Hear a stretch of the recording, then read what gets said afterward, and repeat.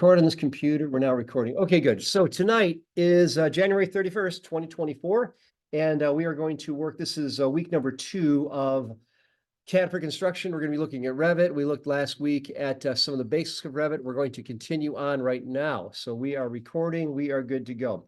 So what we're going to do first of all is I want to address the situation about how to get the free software. So let me show you this right now.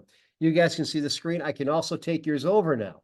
So what I'm going to do right now is I'm going to take yours over. Hopefully they've improved this because last year my students said that it was kind of fuzzy. So let me see if it works a little bit better here. By the way, is everyone logged in? You guys should all be logged in. I'm not seeing that you're logged in. So it takes a second to refresh. So we'll do that. So I can go to full screen. I'm going to show my screen to 24 students, which is all you guys. Can you guys all see this now on your screens? Now you do see it. Is it kind of fuzzy or is it okay? Middling? Not great. Let me take a look here. Because well, you can change the quality. You do have it set to low quality. Okay, I can change that, yeah, and I will do that. Okay, well, let me do that because I've done that before and they still said it was low quality. But let me check it. So let's go here, and we'll go here and. Okay, is that any better? Yeah. I had the thing when you shared it. I lost control of my mouse, so now I can't exit. So I have the giant like Windows pop-up thing on the front of my screen, Okay. and I don't know how to get Can you it. click it? Can you click it again? No, like my mouse doesn't How work about the anymore. keyboard? Hit the window. Okay. Nothing. Okay, Like it's just the, okay, so that is just there, and okay, let me see if I can fix this down here. So probably can't because yeah, when I take over. Okay, so that is. Let's see it here. just didn't get rid of Can't do anything. Okay, so let me do this. Let me give you back control for a second. Just get rid of it. There. Okay. Okay. Looks like we got that would be Walmart, correct? Okay. I'm just gonna mention to you, you missed a lot last week. A ton. I recorded the whole thing. Okay, so I've got that, but you're gonna need to do that on your own, just that you're aware, because one of the requirements of this class is that you're here every week. If you're not, your chances of passing are greatly reduced. So I'm just giving you the heads down. Welcome to class. I just wanted to know what the deal is. So yeah, we covered a lot of stuff. I'm not gonna be able to go over it again this week. You missed a huge introduction. So if you find it's too steep, you may want to drop the course, just let you know, okay? Because this goes pretty hard and heavy, okay? Just so that's works. And I know personal stuff comes up, I'm just letting you know, just want to temper your expectations, okay? This is not the kind of class you just kind of come in and this one here or there. It all builds straight up like that. So just, do your best to jump in and, if it works out, that's great. And good to have you here. But I will send you the link. I already sent you the link for last week. If you looked at your email, did you already see it? Okay, so that's good. All right, well then, I will just check that out and go through that. Okay, so now getting into this now, what we're going to do next is we are going to go ahead and talk about how to get the software installed. Yes, yes, I'll stop sharing here and we will let me do this. Okay, so let me go here. And okay. Stop sharing teacher screen. Okay, we're good. Okay, all good now? Yeah. All right, we'll go to full screen and let's make sure it's still high quality. Okay, it is high quality. So you guys can see that's kind of fun. You can see that. I'll get rid of that. Okay, now, okay, so here's the thing. What we're going to do right now is we're going to take a look at where to install the software. Now, Revit is one of the Autodesk products. So the easiest way to do this is just go out here and you just want to open up a new window. And I'm just going to go to type in Google just to show what it look like. So you go to Google, and when you go out to Google, what you're going to do is here, you would just type in this free Revit software, and just do that, free Revit software for students. That's all you have to type in. And then once you do this, notice what comes up right here. This says Autodesk Education and Student Access. So we're going to go ahead and, okay, we're going to click on that. Now, when you go into here, this comes out here, and now you say unlock educational access to Autodesk products. And then you go here and you have to go here and get started, watch the video. It's going to tell you what to do. You're a student. So as long as you've got your Monroe Community College license, you're able to go through here and then you're going to download it. I'm not going to do it because I pay for my own licenses because I'm a professional. I'm not going to get in here because it'll act up on me. So I'm not going to do that. But it's a real simple process. You would go down here and you would find the actual software that you want. So you'd go here, you'd go to get started, and then you'd go here and you'd put in your educational role, what you are. Like, so you'd go to student, put in your date of birth, and so forth. You go through this, they'll link you through. And I'd recommend that you all get Revit on your machines, okay? It's really going to help you a lot, okay? That makes sense? So I definitely would recommend that you do that. Now, is it required for class? No, I'm not going to require it for class because not everyone has a machine that can run it. Here's the other thing.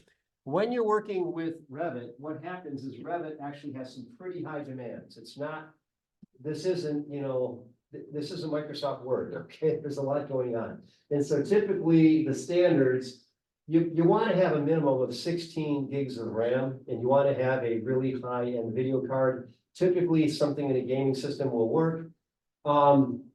And I found that somewhere, if you have to buy a machine, somewhere in the $1,200 to $1,500, $2,000 range is going to be what you want to pay to get a computer that's going to run this, okay?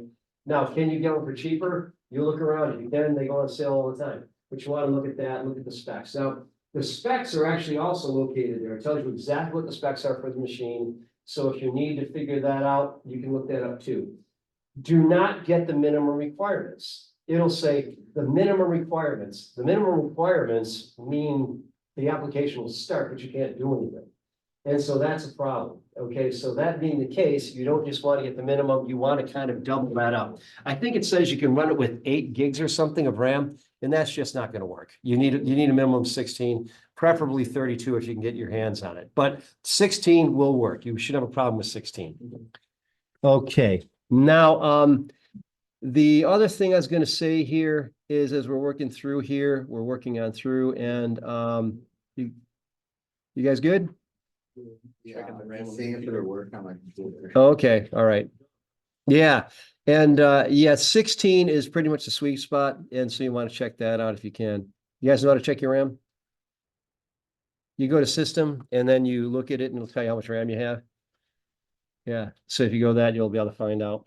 And okay, so anyway, so what we're going to do now is we're going to go to Brightspace. We're going to go out here to Brightspace, and first of all, what we're going to do is we're going to go back to Revit Basics, because I want to just kind of make sure we're all kind of in the same spot here. Now, let me do this right now. Let me get us all set up with Revit right now. So now you're looking at this. I'm going to give you your screens back right now. Now that you know where we're going with this, and I will kind of bring those on and off. I'll stop showing this. And can you guys see your screens now? Yes. You guys good to go? Okay. So now what we're going to do here is, if you take a look at my screen, we're going back out to Brightspace, and we're going right here to Revit Basics. Now, as I'd mentioned, I have a welcome and start here, and I have basically what we're going to be doing each week. So I've got a what's due when right here. Okay. And what we had is, what was due for tonight was the CAD classroom submit as a Revit drawing in Brightspace. We did that last week. And for next week, we're going to work on this window and door tutorial. We're going to work on this. And so that being the case, I'm going to show you a number of different things in Revit. And the last of which we're going to do, we're going to have that set up, and we'll be able to put that in. So this is where we're going to go here. So tonight we're going to start and do a little bit more on the Revit basics here. So out here on Brightspace, we're going to go out here and we're going to download this Revit Modern Hotel Final. We downloaded it last week. We're going to download it again. So out to Brightspace we go. We're going to hit this down arrow and we're going to download this. It's going to download that. Okay. Are you logged in right now? You want to be logged into, because you got to be on Brightspace to do this, and so that's all of you. So I'm going to Brightspace and download this. We're going to go out here and download this here. What's that? Yeah, you got to open up AutoCAD first, and so you have to open up AutoCAD first, then you open up Revit. Okay, so you got to do that. And so that is, again, that is an issue that we've been dealing with for the last 2 semesters. So what you want to do is you want to open up AutoCAD first, and then once you open up AutoCAD, you close it, then you open up Revit, you should be good to go. Okay, how we doing here? Okay.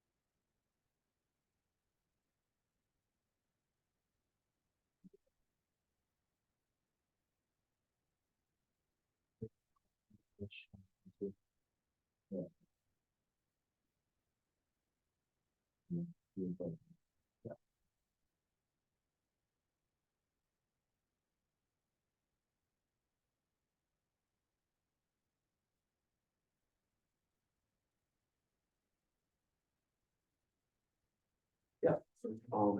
My number is an upgrade the model, right, with this, or no? Yeah, you're gonna upgrade the model, yeah, because it's a, it's a previous release, so you're gonna upgrade the model there. Go to spec. Go, just look at spec, if it's about it. Right. Yeah, wait, what was yours? Mine was 8, you were 16, sorry, so you're just like, we have a touchscreen, so. You're proud of it, that's fine. Yeah.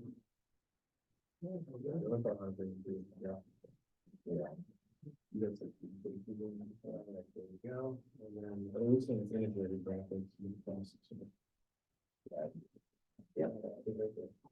I was just.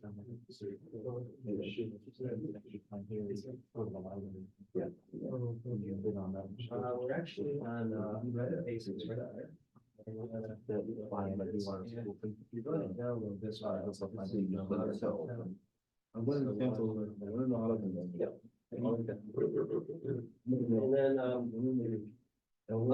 And then, yeah, you're not gonna be able to. We're going to AutoCAD. So just exit it out and then go on Reddit. We're going to do this. No, exit it.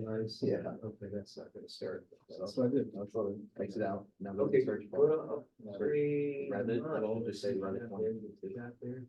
Probably gonna go Let there. me try it down. Yeah, so close out of there. Just go back to. All right, then what you're gonna do is, okay, we're gonna do close out of there. Then go the other way up. Okay, again. And then And go upgrade. now minimize this. Yeah, let's go back.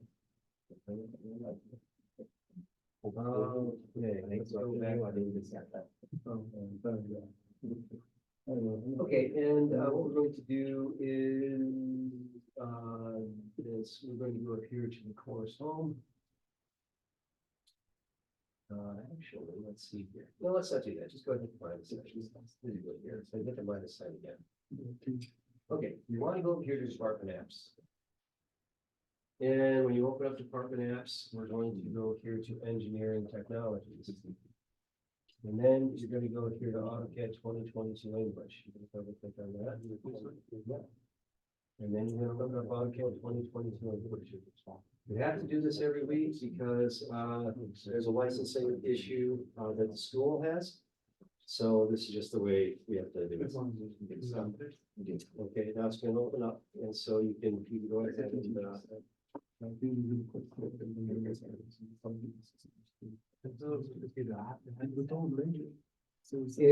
really gonna help, but you don't have to. It's really, you know, you don't have to, no, but it's really useful. So, go ahead and click OK. And it says in the wait for after you read the chapter forward and after the lecture, which is Wednesday, there's today, and you do tomorrow morning for the clock. It's wait till after the lecture to do this assignment. Okay, and I think yes, it goes out there. Yeah, it's not a 4 hour class, that's all we do. Okay, now. Right here, Joe, go. Make sure assignment. She puts Now we now want to go. not even like, that's what I got, see, engineering all that. Oh, I'm not gonna class. I'm not even with her. She already does some pop out. Yeah. She's already did the homework, the quiz I took. You have to do that. Computer died, literally my laptop tried to broke. Like, is there something I can do about that? And he's like, we dropped one quiz per semester. In a situation like this, and I'm like, it's all great, my first grade. So you don't know, we covered it. That's just the next. It's. We have like 2 questions. Then you're not gonna get a project. 5%. You have to do the project. That's it, I got the one. Well, first we'll take it zero. It's your call. You can pass without doing it, but. Yeah, I got the recording will show you how to do it. Okay, now, you're gonna go over here to open, February 5th is the next one. and, we're gonna go over here to the desktop. And then we're gonna go to downloads. Then after that. Okay, yeah. This went off. Yeah, you just go ahead and it should, The directions then. I bet you. Okay. Yeah, so you should find, okay, and then you wanna open up the modern hotel, so go to open, and do your downloads. So go to the desktop, and then go to your downloads, At least 12. and then we're gonna open that up right there. Okay. I'll have 11. So, what we wanna do is, yeah, go ahead and open that. Okay, you should be good to go. All right. Okay, guys, if you could open up the hotel and, let's get started then.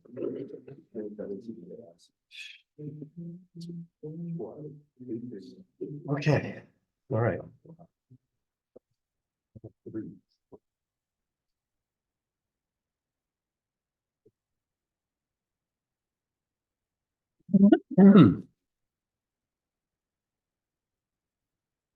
Okay, we're gonna go ahead and open this up. Okay, so now what we're gonna do is, and by the way, the model being upgraded, that's normal, because that's a 2021 model.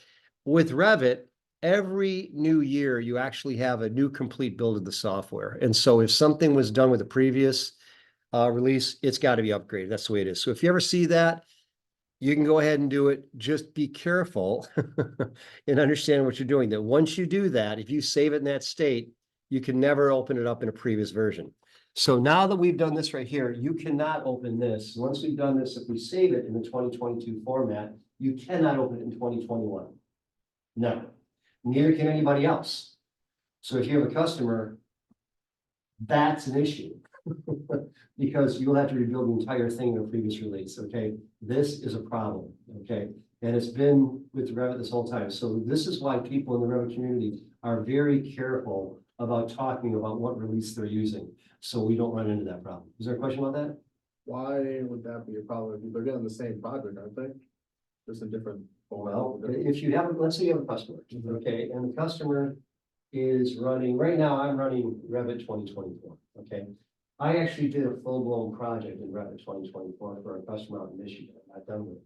I cannot bring that into class and show it to you because it won't open up in 2022. Can't be done. That is just the way it is. Okay, so there is a lack of portability from one release to another. You can't downgrade. You can only upgrade.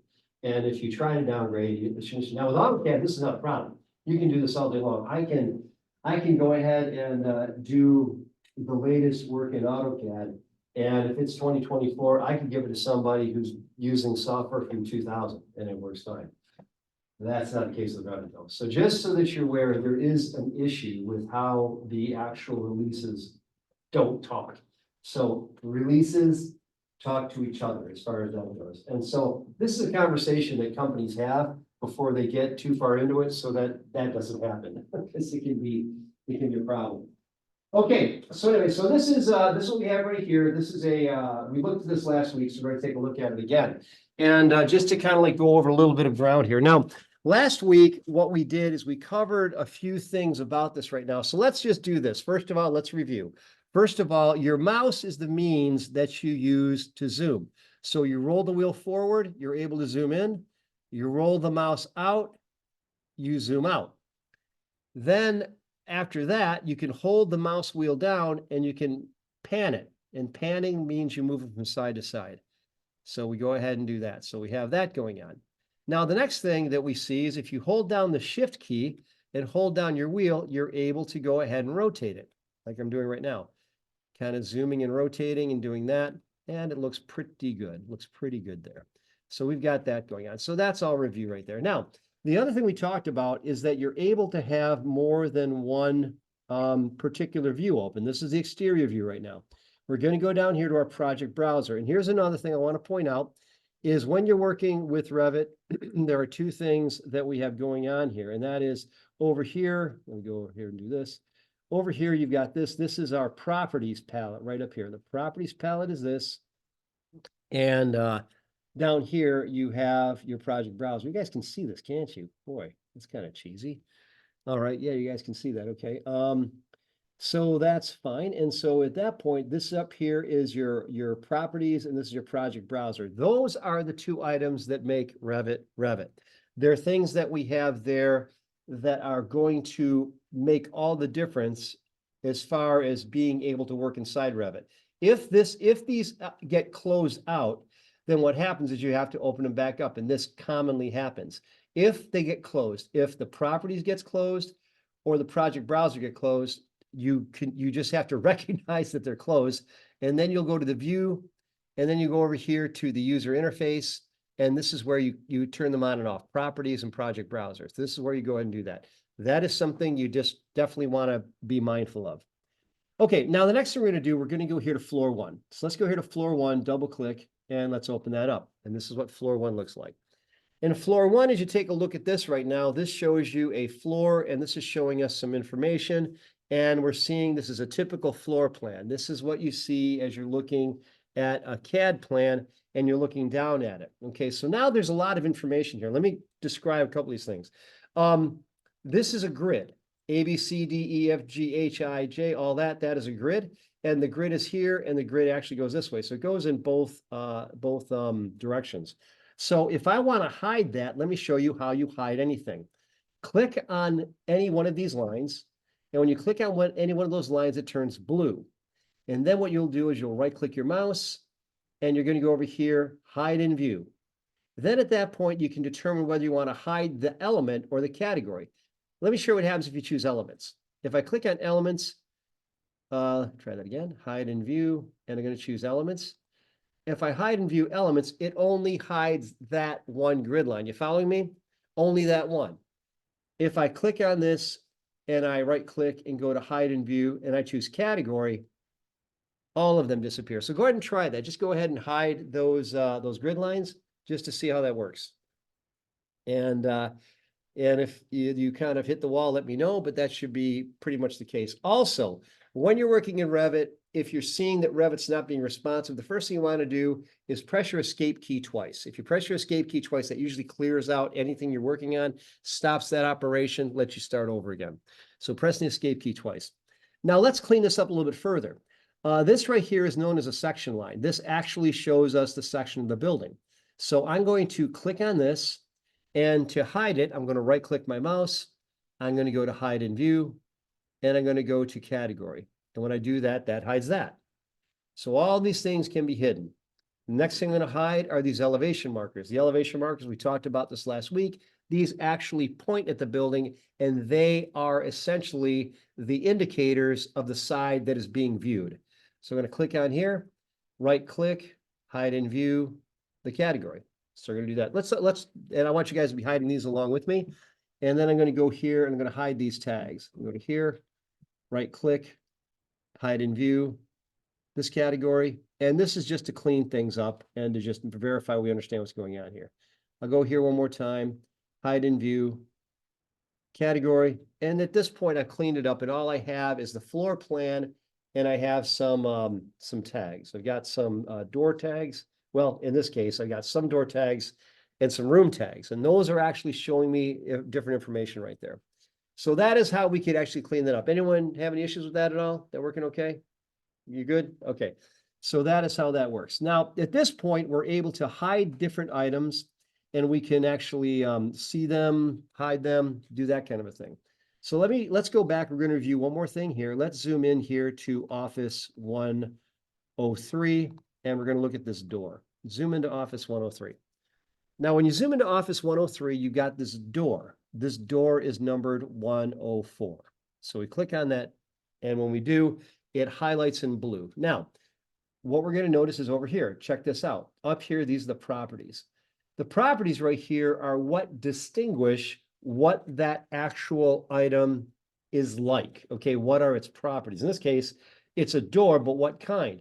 It's a single flush door that's 36 inches by 80 inches. Now, if I click this little triangle here, it gives me a listing of other possibilities. So I'm going to scroll down here, and I have down here another door that is right here. I've got this 24 by 82 inch door right here under single flush vision. That's a 24 by 82. Go ahead and click on that and notice that the door shrinks. It is now 24 inches. So what that's telling us right now is we are able to change the properties. And when we change the properties, we're able to go ahead and to actually change its actual width in this case, and a lot of other things. But we're just going to limit it to the width right now. So the property was just changed. Now, we'll go back over to here. We'll change it back. We'll go to here, and we'll put it back to what it was, which is a single flush 36 by 80. And notice that down here you have some most recently used types. That's the easiest way to just find stuff that you just used. And we'll use single flush 36 by 80, and we put it back to where it was. Now, let me show you something else that's interesting here. So I've got this door, it looks like this right here. So what we want to do is when you're working in Revit, one of the most important things is to recognize that you can actually use the different dimensions and so forth to place these items and to move things around. This says 2 feet right now, meaning that from this location right here, this blue dimension line, to the center of this right here is 2 feet. Click on this, and we're going to make that 8. So type in 8 and press enter, and the door moves down 8 feet. What's happening right there is Revit is an integrated building information model. And so now that right there has now moved, and the walls have automatically adjusted to the height, and they've moved that down. So that's how that works. Let's put it back. Let's go ahead and type on the 8 foot right there. We're going to change it back to 2 and press enter, and that moves it back.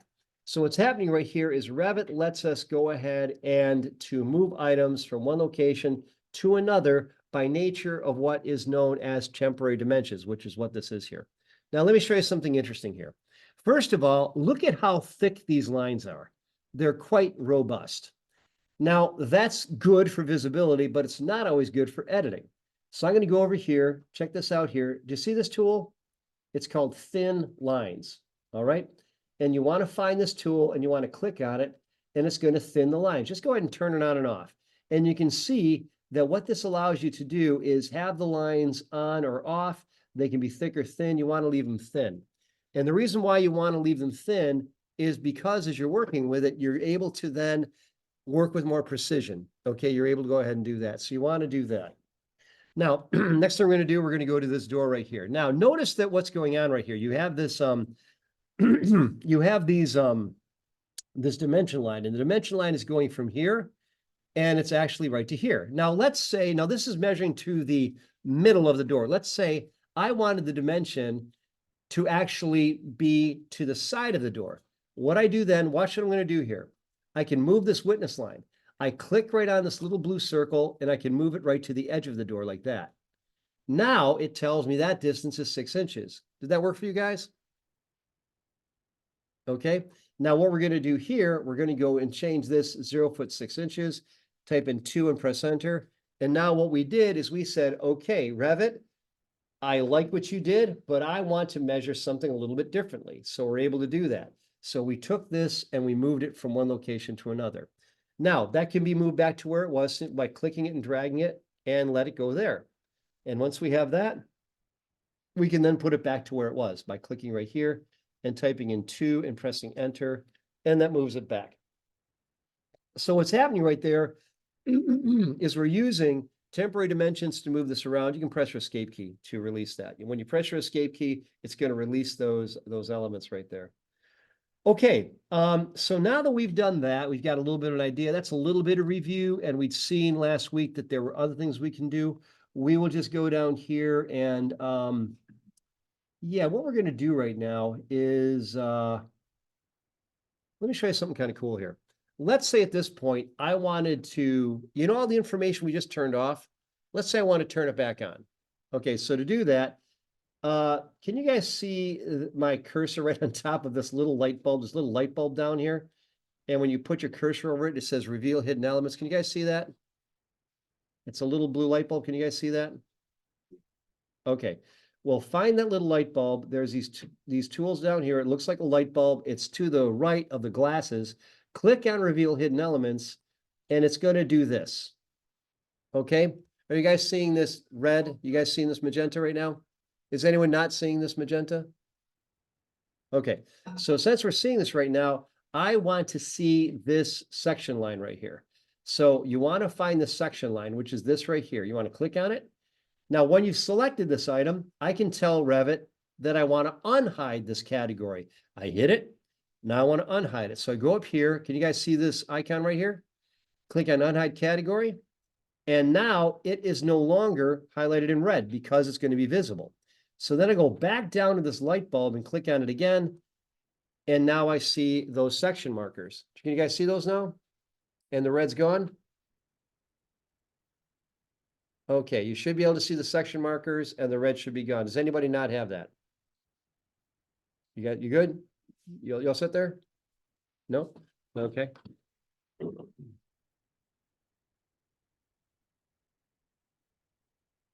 Okay, and so, yep, that's it right there. And then we go right back and click on that same light bulb and we just clear that. There you go. No, let's go back to it again. Okay, click on that. All right, you want to click on this unhide category. Okay, and then you click on the light bulb, and then you're going to go. There you go. Okay, so now, okay, yeah, it's this light bulb right here. And there's 2 light bulbs. That's that one.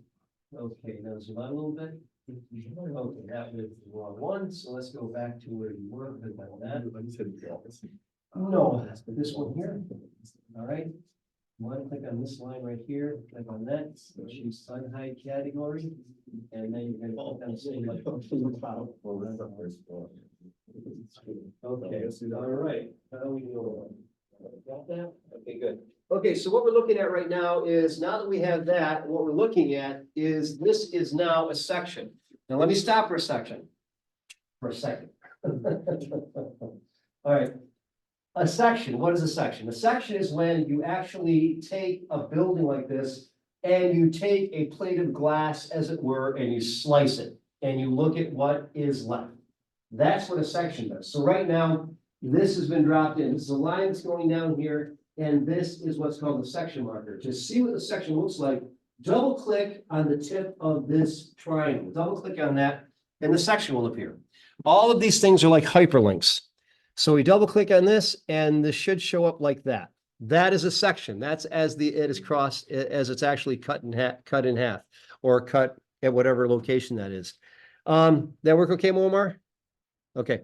Now let's do this. Taking a look at this view, let's go down here. We talked about this before. We can actually change the actual visibility and the actual level of realism that we have. So right now, let's go down here and make it realistic just to see how that works. And the realistic does this, and we're able to see how that works. It's going to take a second here because the graphics. Okay, so that is what this looks like. You can now see some concrete type of shading, and we have that in place. And then we'll go back to here, and we'll go back to hidden line, and it looks like that. So this is what we have going on there. Okay, so that is a section. Now, there are other items out here that we could actually take a look at. And these are actually in the project browser. So I'm going to go down here, And the project browser, again, we scroll down here. This is what we want to look at. So we use the scroll bar to look down here. And we're going to go here to elevations, building elevation. It's going to click there. And we're going to go down here and we're going to double click on south. When you double click on south, it shows us this view. And this is showing us an actual elevation. An elevation is a flat on, straight on look. That's what we're looking at right now. Is that working, Omar? Okay. And so then we can go down here again and we can make it consistent colors. And now this looks like this right here. So that is how that works. So now we're seeing that as we're working with Revit, we're able to go ahead and look at a central model in different configurations, different views. So we have that. Okay, that was review from last week. Let's close out of here. We go to File, and we're going to go to Close. And now we're going to save changes. We'll say no. And now the next thing we're going to do is we are going to start to work on another project here. So let me go out here.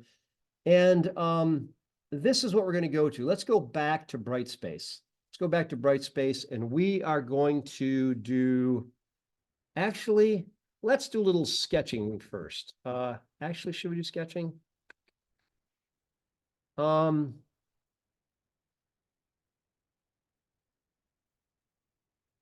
we'll do some sketching first. Let's stay in Revit. We'll stay in Revit, and what we're going to do is we're going to go over here and click on this where it says New. Click on New, and over here, you'll see that it says Template File. Now, please, we don't want to use this one. We don't want to use this one, Imperial Construction. So therefore, we're not just going to click the OK button. We're going to click this little chevron pointing down, and we're going to choose Imperial Architectural Template. You want to choose Imperial Architectural Template. So this will say Imperial Architectural Template. It shouldn't say Imperial Construction Template. I think I've made that clear. So now that we've got that, we'll click on OK. All right, so now that we got this, and the reason I do this, I've taught this a lot, and without fail, at least one person has the wrong template, and then I got to redo everything after 5 minutes of teaching. So I'm trying to preclude that happening. So anyway, it should look like this, okay? Does anyone's not look like this? Okay, we're all good. Okay, so now what we're going to do is we are going to do this. Now that we have this in place, this is, again, just kind of like a sandbox. It's an open canvas. We can do anything we want with this. And what we're going to do right now is we are going to go ahead and we're going to begin to sketch inside this area. And when we sketch, we can actually use different tools in Revit that can get us to where we want to go. Now, last week, we went ahead and we used some basic sketching tools to sketch out this room. We made this CAD plan. We went ahead and just used very basic, we used a rectangle, I think, didn't we? And then we used our temporary dimensions. We did that. We put in some desks. We put in some monitors. Did we put in the PCs? Did we put in the PCs last week? We did that too. Okay, so we put all those in. So that was good. And that worked out nicely. So now we're going to do right now, I want to show you some of the finer points of sketching because not everything is a rectangle, although a lot of things are when you're talking about construction, particularly if you're in the educational end of things. Education and healthcare, things tend to be pretty rectangular. There's not a whole lot of things there. Speaking of which, have any of you guys seen the Museum of Play, the new stuff that's happened at the Museum of Play? Have you guys seen that? Yeah, they've done some really cool stuff. The company, my son who moved to England, he actually works for CJS, who's the company that actually did all this new stuff at the Museum of Play. So all the cool new stuff that's out there, my son's company did that. So it's kind of fun. So anyway, it's not always rectangles, but a lot of times it is. So what we're going to do right now, we're going to see how we can sketch in different ways. So we're going to do something here, first of all. What we're going to do is we're going to sketch some temporary lines that are called reference planes. So the reference planes are right here. Essentially, they're just temporary lines. So let me show you how this works. We're going to go over here, which says reference plane. So this is your reference plane. So click on that. And what we're going to do then is we're going to select the tip of this, this right here. We're just going to drag it straight down to the other marker right down here. Just click right there on it. And then we're going to do another one horizontally, going from the center of this one over to here. And they're not going to line perfectly. Don't worry about that. Whoever made the template, the elevation marker is not perfectly aligned. Don't let that bother you. But you're going to go ahead and draw two reference planes like that. They'll be dashed and there'll be a green color, and then press your escape key twice to get out of it. When you've pressed your escape key twice, your ribbon which is this section at the top here, will be a neutral gray color. Anyone need help with that? You guys good? Got that, Ace? Okay. Good, okay. Wilmar, you got that? Okay, so now what that allowed us to do is give us something as a basis to begin to draw. Now, here's the reason why, because whenever you're putting in some kind of a project, you typically have to relate it to something. Okay, now this could actually be property lines. This actually could be surveying type information. This could be a lot of things that are out there. So for right now, we're just thinking in terms of like a little bit more abstract. We just want to go ahead and have something out there to begin to put in some data, which is what we're going to do now. So now we're going to put in another reference plane, and then we're going to place it a certain distance away. So go over here one more time. Going to go to reference plane, and we're just going to go over here. We're going to click and drag it straight down. We're going to do a perfectly vertical line right there, and then you'll press your escape key twice. Now at this point, we didn't measure it. We just drew it. Okay. So you pick 2 points. You got another reference plane. You guys all got that? Would you click the first? Where'd you click first? I clicked reference plane. No, I just clicked a random point here and a random point there. All right. We'll take care of the rest. It should look basically like this. We'll fix it later. So now check this out. This is where this gets really good. Now click on that reference plane you just drew. Now look at this right here. We can tell it how far we want it to be away from that center line right here. That temporary dimension will let us control it. So mine says 44 feet, 2 and 3/32. I'm going to click on that, and I'm just going to type in 40, and press enter. Now it's exactly 40 feet. That is precision. That is dead on. Yeah, question? My bar up top is different than what yours is. Okay. Okay. Thank you. All right. So yeah, you want to be on this right here, and then you want to place that in there. Does everyone have that reference plane in there? Got that, Momar? You good? What's that? How do you get the measurement? Okay, to get the measurement, first of all, press your escape key twice. You're going to click on this, and then this will show up. The temporary dimension. Do you see that? Click on. Okay. Okay, got it. Okay, and then you're going to change this. You're going to type and make that 40. And just press enter. Got it? Okay, then we're going to press our escape key twice. Now, just to continue building on this, we're going to do another reference plane. We're going to go up here, reference plane, and now we're going to do this. We're going to go over here and we're going to draw another one like this, horizontally, like that. And once we do that, we'll press the escape key twice. Okay, now once we've done that, we're going to click on this one, and we have a temporary dimension here. We're going to type in 40 there.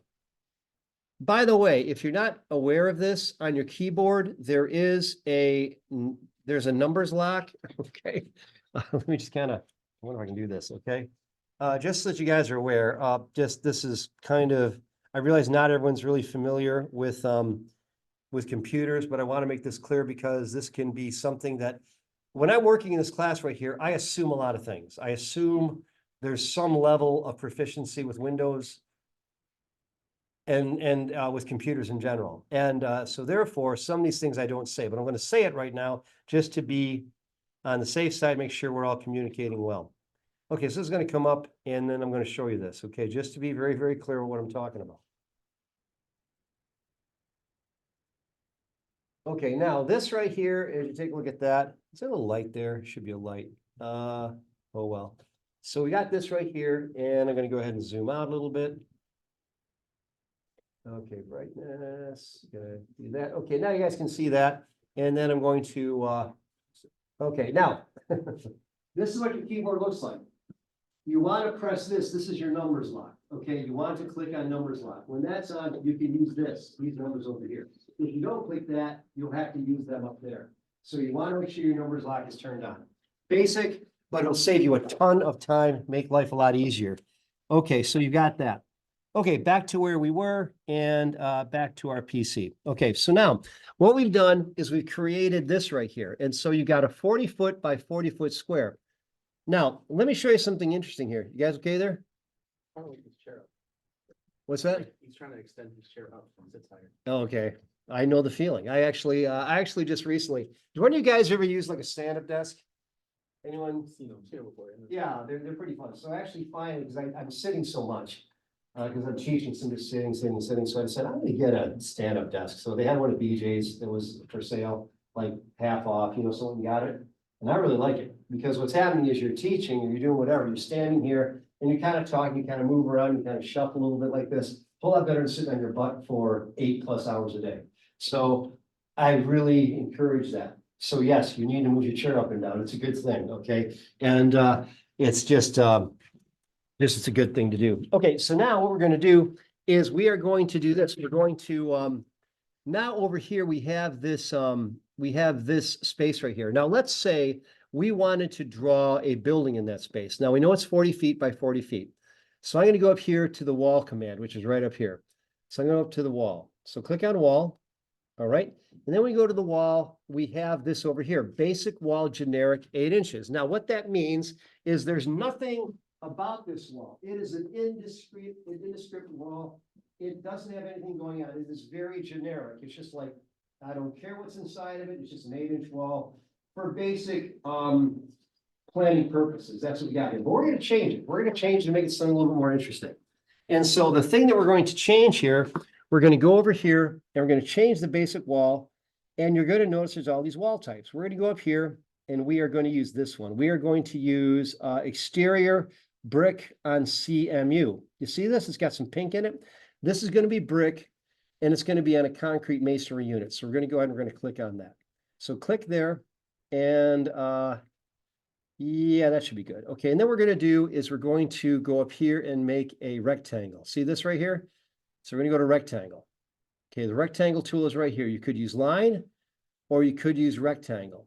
So we click on rectangle. Now watch this. We click this point here. Now notice when I go to this where the two lines intersect, I get an object snap. And it says intersection. So I'm going to click there and then I'm going to pull it down to here to this one. I'm going to click there. Now once I've done that, I'm done creating that particular element. I'm going to go ahead and end it by pressing my escape key twice. And then I'm going to take a look at it in 3D. So I'm going to go up here. I'm going to click on this little 3D house and we'll see what that looks like. And it looks like this.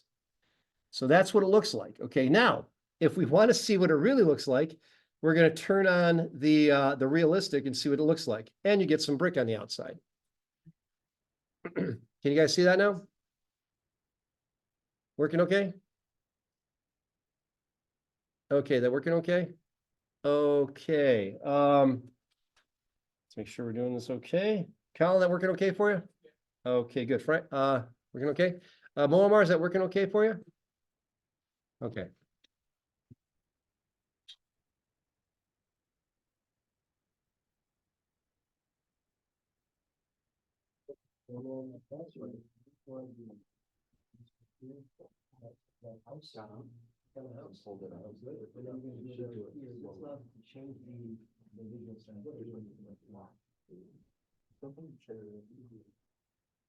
Okay, yeah, it's reversed. Okay, so what you want to do is we can fix that.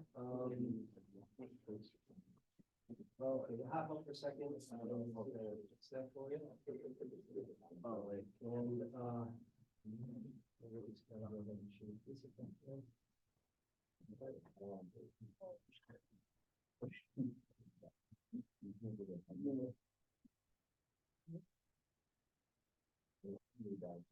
and I'm trying to figure out the lumen. Oh, which ones? No, boy, that's nice,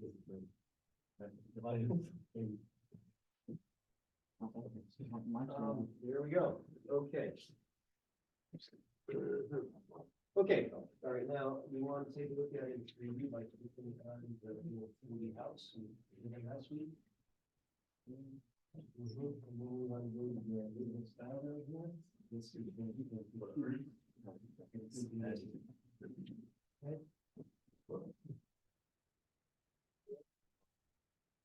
Okay, all right, so now what we have here, yeah, you want to change that so it's got the realistic style in it?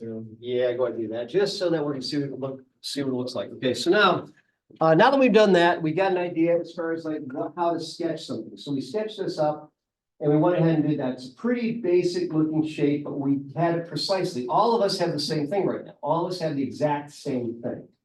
And so that is something that we have in place there. So now what we're going to do is, now that we've done that, we're going to go back to level 1. So click on level 1. This brings you back to the plan view. And what we're going to do now is we're going to zoom out. And what we're going to do is we're going to do this now. Now that we've got that in place, we're going to go ahead and we're going to put another object down here. We're going to use the same wall, only we're going to use the circle option. So go over here and click on wall. And when you go to wall, the same wall is still loaded, but we can change the shape. We can use a line. We can use a rectangle, which we already used, or we can use a circle. Go over here and choose circle, and then put your cursor just somewhere down here. And you're going to click a point, and you're going to pull your cursor out until you reach, let's just go ahead and go, let's go out till you see 25 feet. And click, and then press your escape key twice. Then we're going to take a look at it in 3D again. So go to 3D, and now you got this kind of a thing. Now, my brick actually wound up on the inside.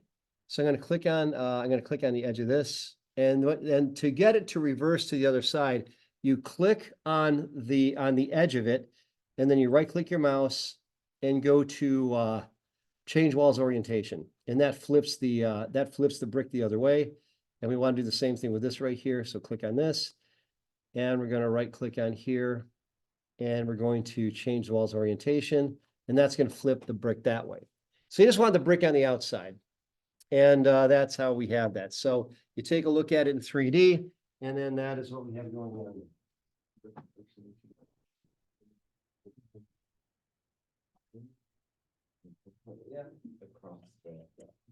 Yeah, you got to click right in the edge of it there. There you got it now. It's highlighted in blue. Yeah, you got it. Pressure escape. All right, you want to take a look at that in 3D now? I think here that's the view. Okay, that's good. Okay, click on the edge of that. Click right on the edge of it. Okay, right click your mouse, change wall orientation, and we'll get to the other side too. There we go. Change wall orientation. Okay, great. Okay, and so now we're looking at right there is that is how we go ahead and put that together. Does that make sense there? Okay, so now we have going on here is we see that we can make different shapes using Revit. Now, the thing about this is you're not going to need to necessarily do circles very often. You'd be surprised though. There are times you do need to do circular type things. Sometimes there's semicircles, there's other things. More often than not, it's going to be something like a square or rectangle, and then you can actually do other types of shapes. So what we're going to do here, we're going to do one other thing here. And we're going to go back to level 1. Now, again, when I say this, I mean these tabs here, okay? Remember we talked about this last week, that there's tabs for all the views? We're going to click on level 1 here, and now we're back here. So now we're going to do one more. Now this one, we're going to draw it over down here. We're going to draw it down in this location. And this one, we're going to make kind of a reverse L shape. So to do this one, we're going to go to the wall again. And before I get into this one right now, I'm going to do one more thing here. I'm going to go down here. Now down here, please take a look at my screen right here. There is this detail level course. Okay, can you guys see this? This rectangle down here, it says detail level. Okay, I'm going to click on that, and I'm going to choose fine. And what that's going to do is now I can actually see where the wall went. You know, the wall actually, how it's been constructed, I can actually see that. And now what I'm going to do, line is the default. So what I'm going to do, I'm going to make kind of a reverse L shape here. So I'm just going to go here, and I'm going to just kind of like go down here. And again, I'm just going to make kind of a reverse L shape. And I'm not too terribly worried about the actual dimensions. I just want to get something that's that kind of a shape. And then I'm going to take a look at it in 3D by clicking there. And when it's done, it should look something like this here.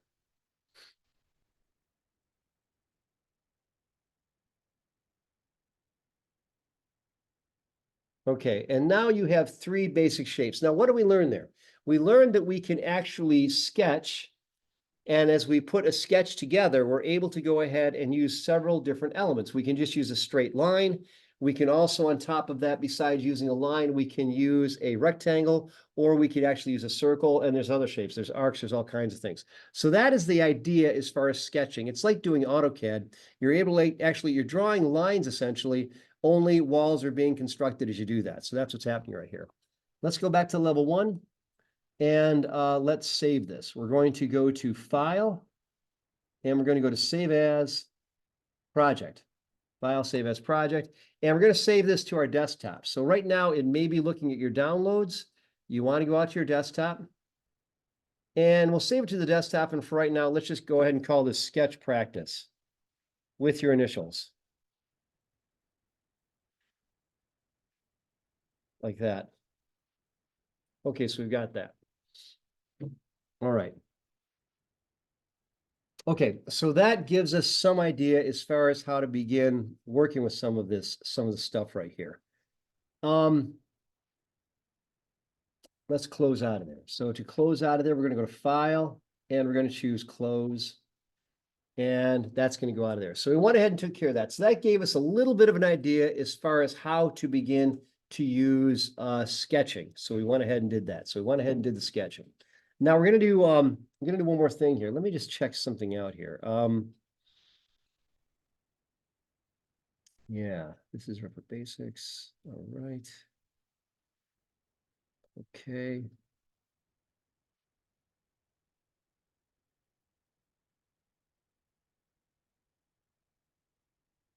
Yeah. Okay, I think that's gonna work. Revit insert. Yeah, okay. Now we're gonna go back out here, everyone. And so let's go back to Brightspace, and we're going to download several different things here. So out here in Brightspace, give me a thumbs up when you're back to Brightspace. Okay. Okay, good. Thank you. And now we're going to do here is you got CAD Floor Plan 1.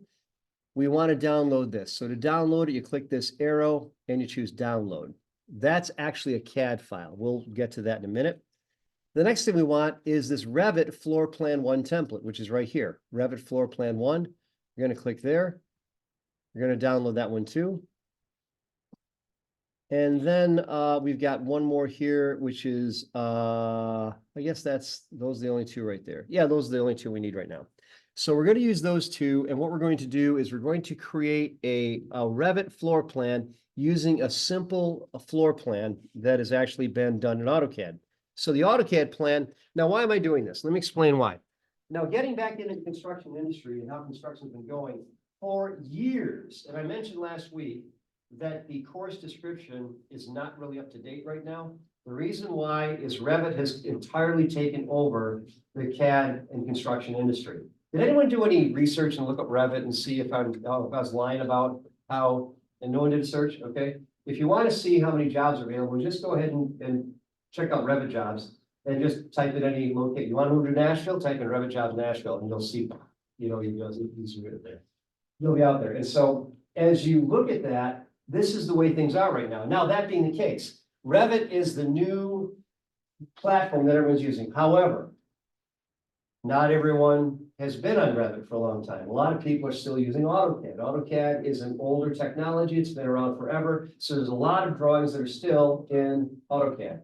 So that being the case, we actually have a lot of information that's out there that is actually floor plans and other things that are AutoCAD. So what very often happens right now, all the students I have in the class, I got 9 students in the class I'm teaching this week, all of them are using CAD plans to do Revit, all of them are. So what I'm going to show you right now is something that is actually happening in the industry, and you are going to understand how that works now. So let me show you how this works. So we're going to go out here, and we just downloaded these two things. And we're going to do this right now. We're going to go over here and click on New. Click on New, and it's going to prompt us for a template file. We're going to go over here. We're going to browse, and we're going to go to our downloads. Okay, you're going to see a bunch of things out here. We don't want those. We're going to go to the desktop, and then to our downloads. And then we're going to go here to the Revit Floor Plan 1 template. You guys all see that? Okay, you want to go ahead and double click on that. and then click OK, and it's going to go ahead and start up a new project using a template that we will then use to construct something. Yeah, How come we're not using 2024? you would have to ask the school. I don't think it's a wise idea, but that's not me, because the thing is, it's actually cheaper to just stay in the current release. I think what happens, to be fair to them, I think what happens is every time there's a new software change and a new software update, they've got to refresh everything. And I just don't think they want to do the work, honestly. It is a lot. I do get it. For me, since I'm a small business and I'm pretty agile and nimble, I can do it, but not everyone can do that. So, yeah. So you said plans from like 2024 on don't carry back, but do old plans still go forward to the new ones? Absolutely. So if you had, like, for instance, I've been teaching this course since around 2016. And when I first started teaching it, I think we were using release 2014 or something, and some such thing. And so we were doing that. Any of those files I could still open up today. And what it'll do is it'll give you that message. Do you want to upgrade? And you would say yes. Now, and that's the thing too. What you would do in this kind of situation, because just so that you understand, it's not like, I don't mean to create some big dire situation here, but if you want to have the 2014 file still in 2014, just leave it and just save it as a copy. So what you do is you'd save it as, like, let's say it's called CAD plan. Let's say it's called floor plan 1, and you'd save the one that upgraded, and you'd save it as floor plan 1-2024, this release. And then the old one would still be itself. So that could still be open in the old release, but you'd have an updated one. Does that make sense? So you'd have two different versions. Now that can get messy if you're not sure button, who's got the button, which is the most recent version, but that's a workaround. That's something you have to talk to people about. But anyway, so you got this. Now what we're going to do is we are going to, now, what I'm going to show you right now. Omar, you got that okay? Got this up here? Okay, and Ace, got that okay? Now, the next thing we're going to do is we're going to link in a CAD file. Now, I am, again, having talked to you, I mentioned this to you, and sometimes I wonder that I talk about these things. If you guys think I'm just being dishonest or something, I actually do have sons that are registered architects, and we talk about this stuff. And what I'm telling you right now is really industry standard. This is what we really do. I'm not making this up. So the next thing I'm going to show you right now is something that everyone is doing out there. And the fact that you know that you did to even do this is going to give you a head start. It really will. If you ever decide to get involved in getting some kind of a Revit career, and that's, or just, I should say, a career, well, doing CAD, if you're planning on doing a construction manager type thing already, or anything like that, construction management, this is going to help you a lot. I'll just guarantee you that. So just mark my words, someday you'll say, Mr. Brennan said that. Mr. Brennan said I'd use this, and you will. So now we're going to link this CAD file. So to do this, we're going to go over here to insert. We're going to go to insert, and then we're going to go over here to link CAD. Link CAD is right here. And so what we're going to do now is, can you guys see this floor plan 1 master? Can you guys see that in your downloads? Can you guys see that? All right, you're going to have to go and look in your downloads. So you're going to have to go here to your desktop and then go to your downloads. And if you downloaded this, it'll be right there. So going back to your. Yep. Does anyone see it? You see it? You see it? How'd you get to that? You would go here, okay, to do this, you go here to link. You go here to link CAD. And when you go to link CAD, it pops this up. And then you want to go to your downloads folder. So to go to your downloads folder, we just downloaded this floor plan 1. And so you go to, are you seeing this yet? I don't have the link and thing on my top. You don't have the link, you don't have this insert, you got to go to this insert tab first, yeah. You go to the insert tab. Yep. And then you go over here to link CAD. You see this? Yeah, there it is. Yep. And so link CAD's over to the left. And then this pops up. That's the floor plan 1 master 2020. I don't have that. Okay, we'll get you caught up. Does anybody see this floor plan 1 master 2020? Does anybody see it? Okay, click on it. And then we're going to do this. You're going to go down here and go to current view only. You're going to do that. So down here, you want to be a current view only. And then we're going to do something else here. We're going to go down here for the colors, and we're going to, should we preserve that? Yeah, let's leave them preserved, and then click open. And when you click open, it's going to drop the CAD file, hopefully right in the middle of our screen. There it is right there. So that's what it looks like. Then you want to zoom into it. Okay, so who did not get that to come in? You did not get that to come in. Okay, so let's go ahead here. And the first thing we want to do is we want to make sure that we're looking in the right place. So first of all, oops, sorry, you want to go to your downloads. Okay, it's not there. So let's go out here to Brightspace. You want to click on this one right here. And we want to download this CAD floor plan. Click that and go to download. Okay, go back to Revit. Click on that. And then you want to go to current view only and click open. Okay, and that's going to try to, then you can zoom in. Okay, so now we have right here, this is actually this is a CAD plan. Now this CAD plan is actually something that I have used with my students on and off to actually give us something to begin to work with. And what we're going to do right now, we're going to use this as the basis of actually putting together a floor plan in AutoCAD. So we're going to do that right now. So check this out. This is what it looks like. You got some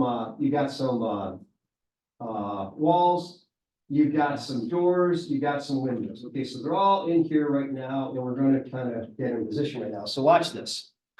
What we're going to do now is we're going to go over here and we're going to go to the architecture tab. So please look where I'm at right now. You have to change the tab you're on to see these tools. We're going to go over here and click on architecture. Now over here, we're going to go to wall. And when we click on wall, you'll see that we got basic wall, interior wall 5 inches. We're going to start with the exterior wall. So we want to change our wall type. So we're going to go over here and click here and change this to, let's see here. Do I have an exterior? There it is. Exterior wall 5 inches is right here. Exterior wall 5 inches. Can you guys see that? You got to roll up till you see it. Did anyone see it? Okay, so you click on the exterior wall. Okay, now that we've done that, I want to kind of like go over a couple of things right now. We have that in place. Now, what we're going to do is down here, we're going to turn on the detail level. It's this rectangle down at the bottom. You're going to click on that and make it fine. That's just so we can see what's going on as we work here. Okay, now that we have that, we can simply trace along the outside here. Now watch this. I'm going to go up here and I'm going to bring my cursor right here. Now look at this. Just move your cursor up there and notice that when you put your cursor at the center point of that corner, an X shows up and it shows you dashed lines. Can you guys see that? What's happening right now is Revit has just found that. It understands what a CAD file is, okay, natively. Now watch this. I'm going to go ahead and I'm going to click here and I'm going to go in this direction. Now at this point, you're going to notice that the outside lines, you see there's a couple of outside lines there, that's actually where it's going. So it's oriented correctly. So what we're going to do is just going to go ahead and we're just going to take it over here and we're going to bring it here till we see the X again. When you see the X, you click, and then we're going to go down here. And we're just going to trace the exterior. Okay, so we bring it down to here till we see the X again. We click again. And then we're going to go over here. And we're going to go, and you got to zoom in to see this. We'll grab the X again. And we're going to go down here. And so at this point, I don't have to type in any dimensions because the CAD plan is doing it for me. So it's doing all the heavy lifting, which is why I like to use this. So I'm just panning and zooming around using my mouse and walking all the way around and then finishing it right here. When I get done, it does that. When you're done, tracing the outside, press your escape key twice. And then we're going to take a look at it in 3D just to make sure we're on the right track. So look at the default 3D view, and it should look something like this here. It's kind of like got a wood sheathing exterior, like that. So go ahead and do that, and then go to look at it in 3D. All right, that's good, that's good. What's that? How do you? Well, if you're measuring to the interior, if you're measuring to the center line, yeah. Yeah. Yeah. Did you just put a dimension on, is that what you're saying? No, I put a dimension on, but it's just. Yeah, that's going to the, yeah, but yeah, but let me show you, that's, that you said something really good here, click on that little circle, click on that little circle. Okay, yeah, drag to the outside. Or just click it, just click, yeah, just click on it, and because the toggle will let you go inside, outside, middle. And just click on it, there you go, and now take a look at it. There it is. So yeah, good eye though, okay, so that looks about right, and then when you're done, you're gonna have something that looks like this here.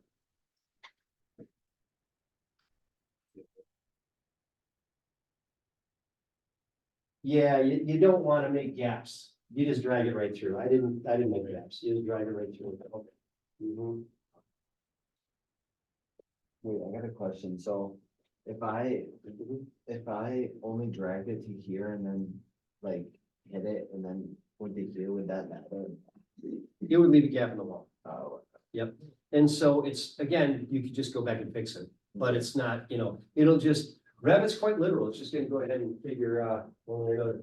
Take a look at 3D. Yeah, looks like you got okay, looks like you got a couple, yeah. Go ahead and do it again. Just undo it and start over again. Just undo a couple steps, just because you do not, and your undo is right here. So just click on the undo until your lines, just click on it, repeat.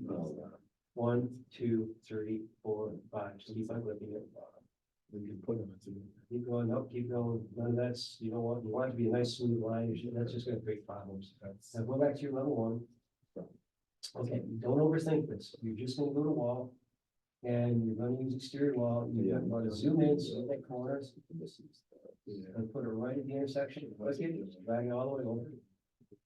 You gotta just use your mouse to kind of zoom in and out. deal with that. Yep, that's it. And then you're gonna keep on going. And when you see that in the corner, you wanna click, you can go straight down, all the way down. I don't want to. I'm just gonna click undo. Yeah, you need to get comfortable with it. You're gonna be rolling that wheel backwards and forwards all the time. Okay, that's just something you're gonna have to do. It's gonna take practice.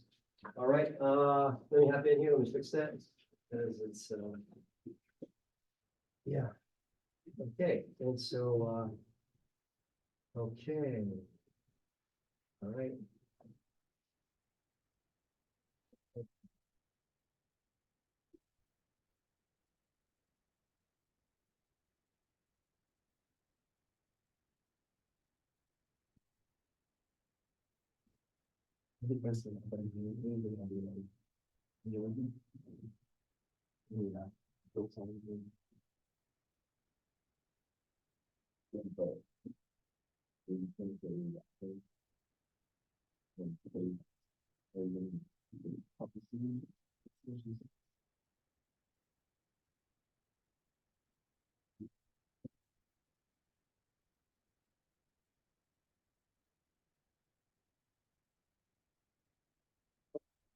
And so now at this point, we've now got this set up like this right now. So now, let's see here. Okay, looks pretty good. Okay, now, now next thing we're gonna do, now that we have that, did that work out better?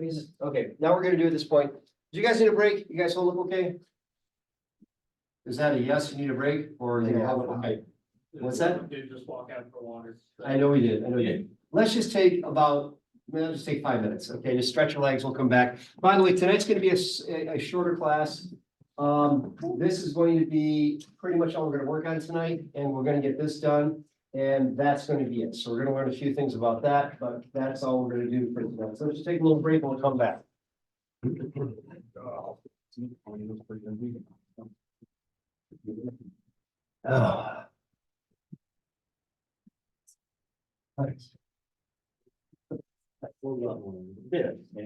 Yeah, it's just like, and as you're going through here, you're gonna find out that Revit does most of the work for you. All you have to do is just like. It's looking at a CAD file, yeah. It's looking at a CAD file, and we're just tracing on the top of it. And what that lets us do, is save a lot of time. So that's really what it is. It's pretty cool stuff. And so that way you can actually leverage the investment. So if the company has a big investment in AutoCAD, they don't lose it. And so, yeah, they're able to keep on using it, yeah.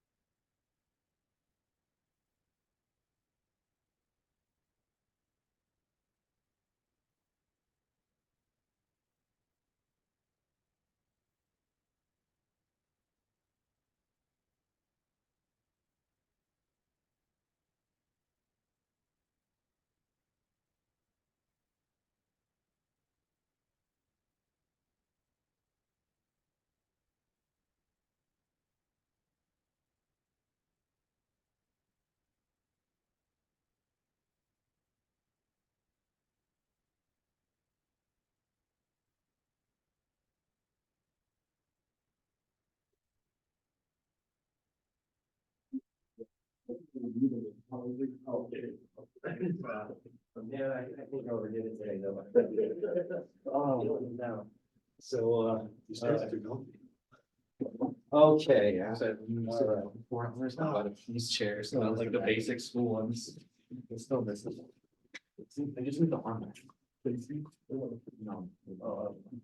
Oh. No, what that-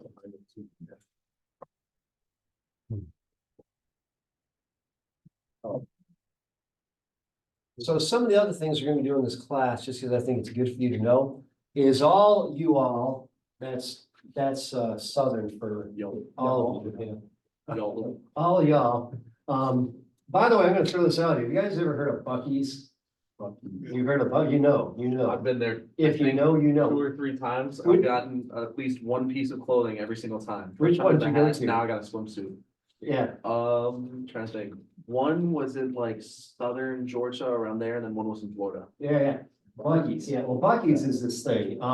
It's got this logo, BUC-EES. I'll show you, okay? What the heck, why not? We're waiting for students to get back. So here, let me show you Buc-ee's. It's a thing, folks. So yeah, oh, it's awesome, man. I love Buc-ee's. And the thing is, so let me get this out of the way here, and I'm gonna go to here. And it's like a cult. But it's the kind of cult I don't want to quit. All right, there we go. Up here it's Wegmans, in the south it's Buc-ee's. Yes, okay, so watch this, BUC-EES, okay. Now, when you go to Buc-ee's, first of all, let me show you okay, here's the logo, okay. How can you not like this? How can you not like this beaver? Okay, so this right here, it's like that's the Buc-ee's logo. So what they do is they have these billboards that start like probably 100 miles away from where the Buc-ee's is. And it says Buc-ee's, and then they'll say clean bathrooms, Buc-ee's, brisket, Buc-ee's, shotguns, Buc-ee, whatever, you know, you just gotta go down. It's like, what is this place? And you get there, when you get there, it's like an alabaster city gleaming and dimmed by human tears, you know, and it's like 120 gas pumps. I'm not exaggerating, 120 at the one. Any pictures of it? Yeah. Oh, yeah, they're probably out here. So Buc-ee's, let's see here. Yeah, it's insane. It's just insane. And so you've got Buc-ee's. And so let me see if I can find, okay, here's home. Well, they have a picture of a Buc-ee's. Yeah, here's their website and they got locations. And okay, here's a shot. You want to get an aerial view because it's a thing of beauty. It's just crazy. Buc-ee's fuel. Okay, here's the okay, you're not picking up the grandeur here, but it's really something. Yeah, we could do that too. So let me go over here. We'll go back up step. This is a different kind of okay. Oh, over here, go here. Okay, so images, Buc-ee's. Okay, here we go. There's a Buc-ee's right there. So it's not just a convenience store. And half of it's not in the picture. It's insane, you know, and the thing is just goes on and on and on. And you think I'm gonna get some gas. Like, oh my gosh, you don't just stop in Buc-ee's, you stay in Buc-ee's for a while. And so anyway, Buc-ee's. Anyway, but it's a way of life. And so if you ever get a chance, head on down to Buc-ee's. And so anyway, what was the point? Well, the point of all that was that Buc-ee's is cool. But besides that, I was going to mention that one of the things I want to teach you guys too is how to use a engineering scale. Okay, like because you're going to be working with topographical drawings, you're going to be working with civil drawings, you're going to be working with CAD drawings. I'm going to do that too. We're actually learning how to use those, so we'll look at that too. That was what I was going to say. All right, let's get back to this assignment. Okay, now what we were doing here is okay, we're back to here, and now we're going to do is this. So we're back to level 1. Now we did the basics. Now what we're going to do next is we're going to do the interior walls. Now the interior walls are just as simple. We're going to go to wall, but we have to change the type. You guys with me? Okay, so we're going to go here. We're going to change the type to interior wall 5 inches right here. Interior wall 5 inches. That means you got to scroll down till you find it, and we'll grab this. Okay, so then once you have it, let me show you what we're going to do here. Let me just give you a little idea. I'm going to go ahead and click on this, and I can just pull it down here until I reach this, and I stop, and that's perfect right there. I press my escape key to end it, and then I'm just going to go right down here, and I click here, and I bring it right down to here, and right to here, and down to here. And again, because the CAD plan is here, I can just go ahead and use this, and I'm just going to the center line of each of these walls, and this lets me go ahead and do this type of thing. It's really quite amazing. When you want to stop the wall command, just press your escape key. So it's when you're working with AutoCAD, by the way, or Revit, it's good to have 2 hands on deck. One hand is going to be for typing in commands and hitting the escape key. The other one is going to be for picking points with the mouse. So go ahead and put in those walls and take a look at it in 3D, and you're going to be looking like that.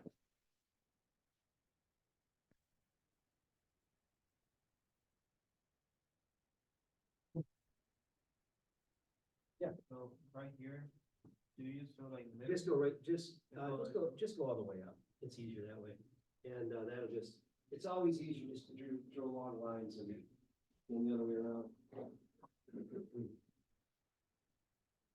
Okay, all right.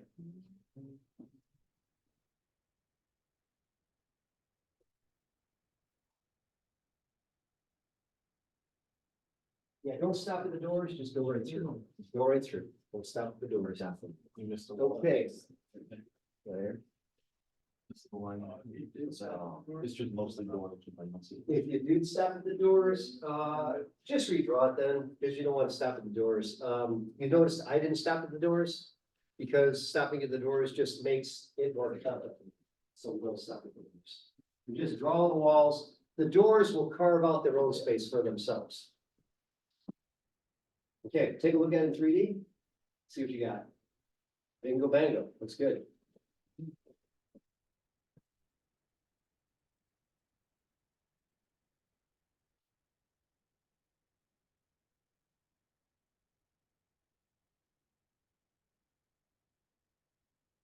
Centers, MTC, the only school you teach at? College level, yeah. I teach actually, at ONLC is the main thing I teach for, which is online learning company. I also teach up in Canada. I teach for the Canadian military, and the thing is, I do that, which it's a true story that's really cool and really strange, but actually I wound up getting an exclusive contract to train up at the Canadian military bases. They liked me so much, they said, nobody knows AutoCAD as well as Tom, so we insist that he be our trainer. And they actually they had to get the prime minister or his office to sign off on it every time I taught, and they did. Go figure, and they paid me very well. It was really kind of neat. Then I taught up in prisons too. That was cool. So I've done a lot of that kind of stuff, which is pretty. I taught at the years ago when I lived up in Clayton. I actually taught at I got a gig to teach at the Wegmans corporate. I never even knew what Wegmans was. When I came down here, I trained down at, what is it, Gates, I guess, or Chilai, it's down there, so I trained there. What's that? Near the airport. Yeah, it's right near the airport. And then the thing is, and then I trained the Federal Aviation Administration. I trained there. I trained Chrysler. I trained at GM. Trained, yeah, crazy places. Yeah, and so I've done a lot of stuff. It's been pretty fun. And I also trained for this one outfit called New Horizons. And I was training this one job in Albany. And I was training this job in Albany, and I said, what do you guys do? And they said, well, we can't tell you. And I said, seriously, no, it's crypto. We can't tell you what we do. They're totally serious. Then, oh, okay. And then these other guys I was teaching, they actually worked on nuclear subs, and they actually did that kind of work. So yeah, it's just, you never know what you're going to do. New York Air Brake is another one. North Country, New York Air Brake, and that's so that's how that works. So, but right now I'm only working for ONLC. I'm looking for other gigs. I taught at BOCES when I first moved here, which out of all things I've done was probably the most fulfilling because I really got to help some people do some cool stuff with their lives, and I still can't stay in contact with some of them. So it's really kind of cool. It was like whatever, 25 years ago, yeah. How are we doing, you guys? Okay, good. Looks good, everyone. So training is great, but here's the thing. It's always important if you're going to be a trainer that you've also had some real life experience. And I think that's really what kind of set me apart is I had a ton of real life experience. And when I went to teach, I could just draw from that, and yeah, so it was good. Okay, now next here, I'm going to go to level 1 now. Now we did this, and now what we're going to do is we're going to put in the doors. Now you're going to notice the doors are all 3 feet. Now let me show you something cool about the doors here, because there's a cool little trick here. This particular door right here, you're going to notice it says it's 3 feet, but it's not really, there's no dimensions as far as how far it is from one side to the other. So we're just going to place that basically. So watch this. I'm going to go to door, and I'm going to bring this in. And first of all, that's a 30 by 80 inch door, and I don't want that one because I need a 36 inch door. So we're going to change it to a 36 by 80 inch door right here. So change it to a 36 by 80 inch door. All right. Now watch this. I'm going to pull this in here and look at this. It sits right on top. Boom. And look what it did. It cut the wall. Cuts the wall automatically. Pretty cool stuff. And then I'm going to do the same thing over here. I'm going to bring it over here. Now watch this. I bring it and I put it right on top of here, and it cuts the wall. And then now look at this right here. It's in the wrong configuration. So I press my space bar and it flips it. When you press your space bar, it flips it like that. And we're just going to go ahead and walk through here and press the space bar, and we'll put that in. And we'll just go ahead and walk around here. And any place there's a door, we're just going to go ahead and press the space bar and click and drop it. And yeah, and it's going to be, and again, it doesn't have to match perfectly, but you're going to get pretty darn close though. So you have to touch the wall before. Yep, if you don't touch the wall, it's just going to give you this universal not allowed symbol. Okay, so as soon as you get over a wall, you'll see the door. I can't like move it out. Like, Just jiggle it a little bit and see if it flips the other side. I know that's highly technical language, just jiggle it a little bit, but that's kind of what you got to do.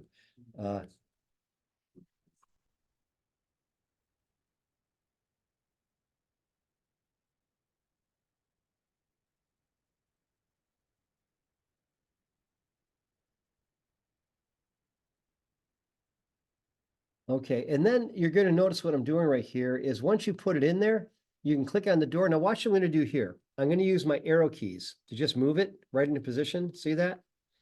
And you can just use your arrow keys on your keyboard to go ahead and move this. Like, see how this is a little bit off? I'm going to click on the door and I use my arrow keys just to move it over a little bit. And that's just how you get it precisely. So you can make all of these line up perfectly. So you want to zoom in nice and tight. And a big part of learning how to use Revit or AutoCAD for that matter is learning how to zoom in and zoom out and see your project so you understand what's happening. When you're done, click on 3D, the 3D view so you can see your doors. And they will be in place.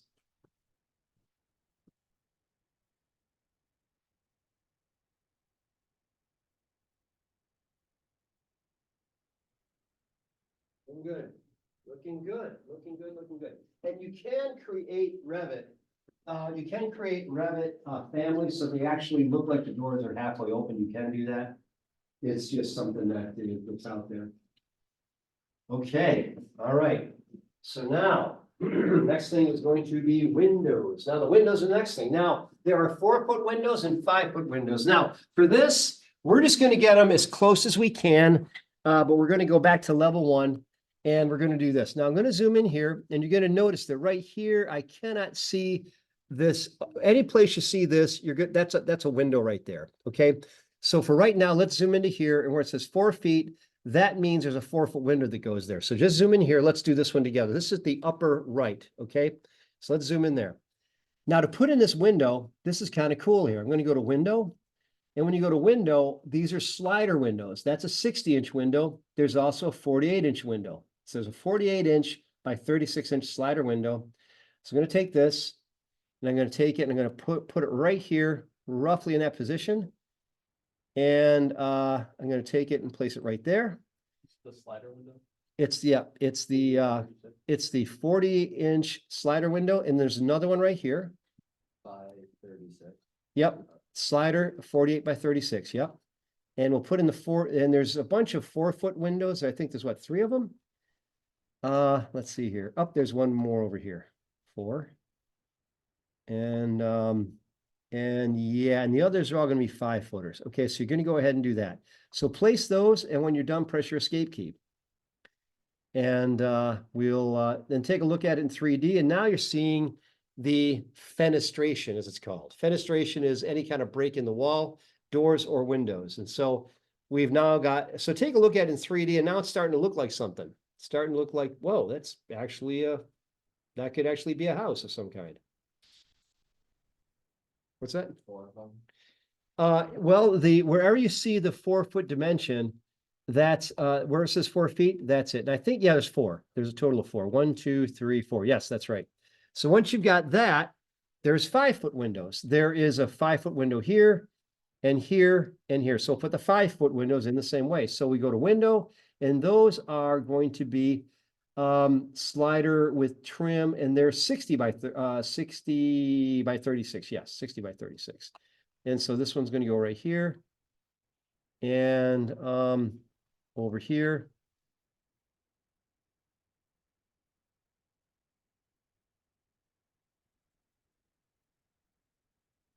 And then over here as well. All right.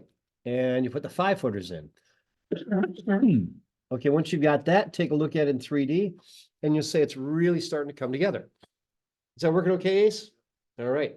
Casey, that working okay? Beauty, beauty. 5-foot windows are there? 30. Oh, it's just this thing. Yeah, it's the 60 by 36 slider window. I try to keep them consistent.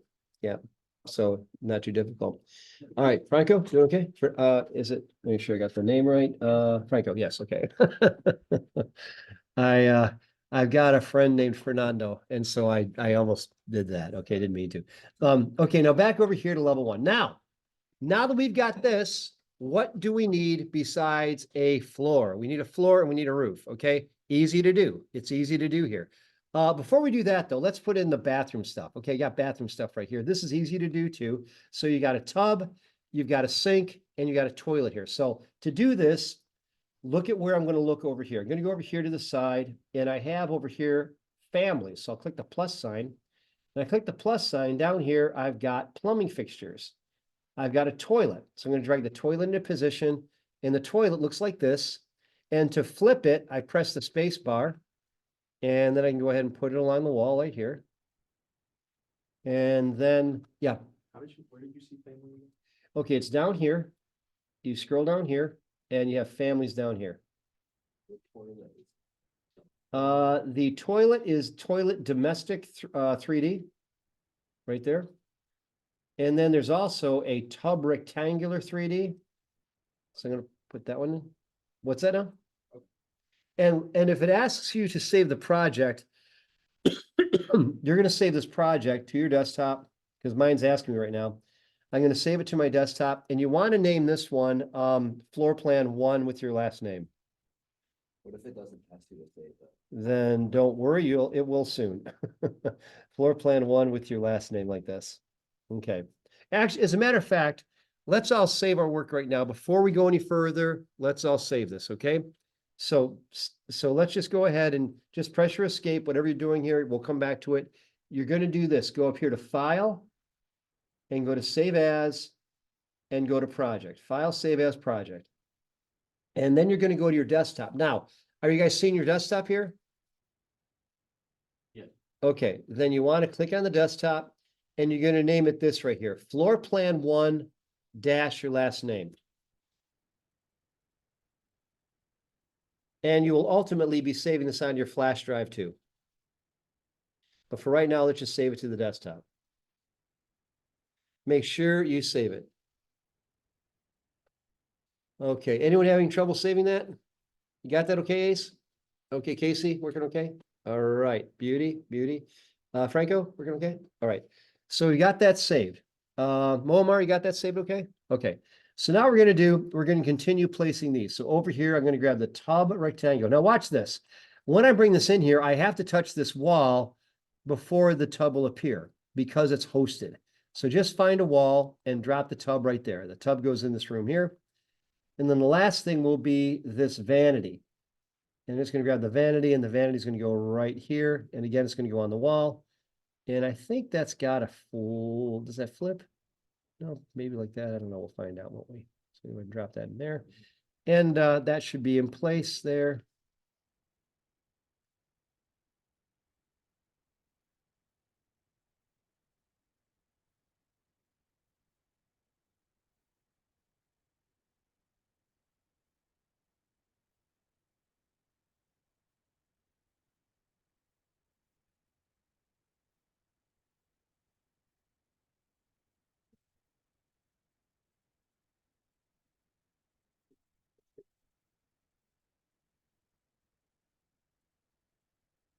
Okay.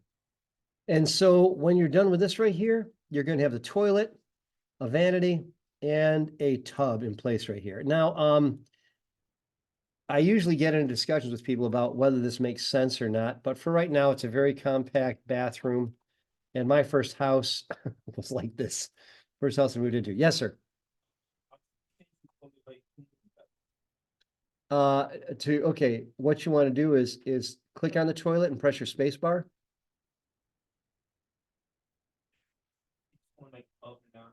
It's not rotating. Might be based on the wall you're bringing against as well. Yeah. Okay, move it away from the wall then and press your space bar. You should be able to rotate. Oh, okay, I see. Yeah, okay, so just get it up on a wall and then press your space bar and you should be able to just kind of move it into position right there. Still giving you, it's not rotating the right way? Okay, you could also rotate it. Okay, let me show you how to do this. If you need to rotate it there, Franco, or Armando, I'm sorry, it's Armando. So you want to click on this Armando, click on this Armando. Okay, click right on it. And then to rotate it, here's the rotate tool right here. It looks like a spiral. So you click on this and then you can pick a location and you can rotate it any direction you want. Follow me? Yeah, and okay, we got that. Is that helping there for Armando? So, what do I do if like my vanity like overlaps with either my toilet? Oh, yeah. Click on one, just move them around. Click on them and use your arrow keys to move them around. Okay, let's just get rid of it. Press your delete key, but you shouldn't have to wrestle with that so much. Delete key. Okay, let's just go ahead and grab it again, and then this time just kind of okay, drag the position. Okay, press your space bar until it's properly oriented. There, now just drag it. Yeah. Okay, good. A lot easier that way.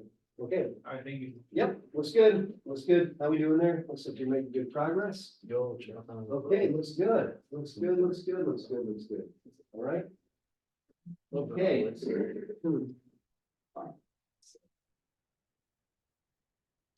Okay, there we have it. Looking good, everyone. All right.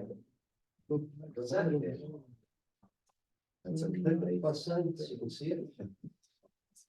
No, the plus sign next to the top there, so it's up rectangular. Oh, yeah. And you gotta click on that, and that's what you want to get everywhere. Yeah. Okay, drag it and touch the wall. And let it go. Supposed to be like a grand Okay. marble with it. Good. Press your escape key, release it. And then go to your vanity. Plus sign. Grab the vanity and you're gonna park it right here. Let's do. Touch the wall where that, well, you see where mine is? Okay. Yeah, I just want to do that. There you go. And that is how that goes. And then you use your space bar to kind of move around. Okay, looks good. Looks good. Looks good. All right, how we doing there? Okay, good, good. And then let's grab the tub. So we want to click the tub, click the plus side, tub rectangular, and drag the tub right against the wall here. Go against the wall, touch the wall. Touch the wall. There we go. All right. Okay, so now at this point, we've got all the basic elements, okay?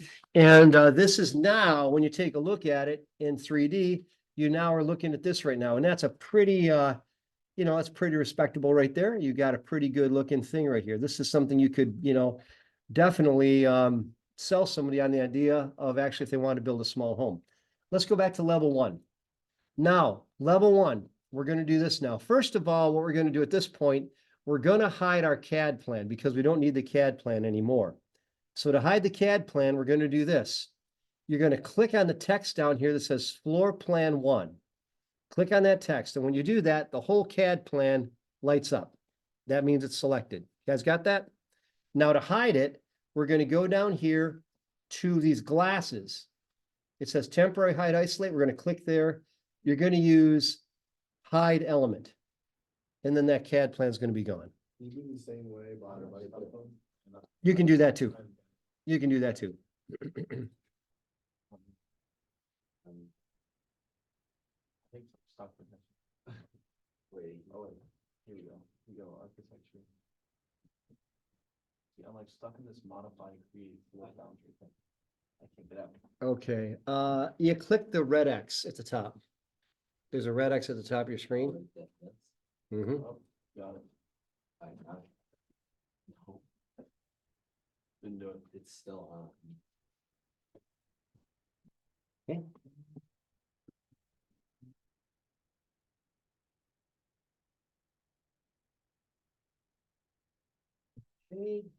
All right, you're in the floors already. Okay, Somehow.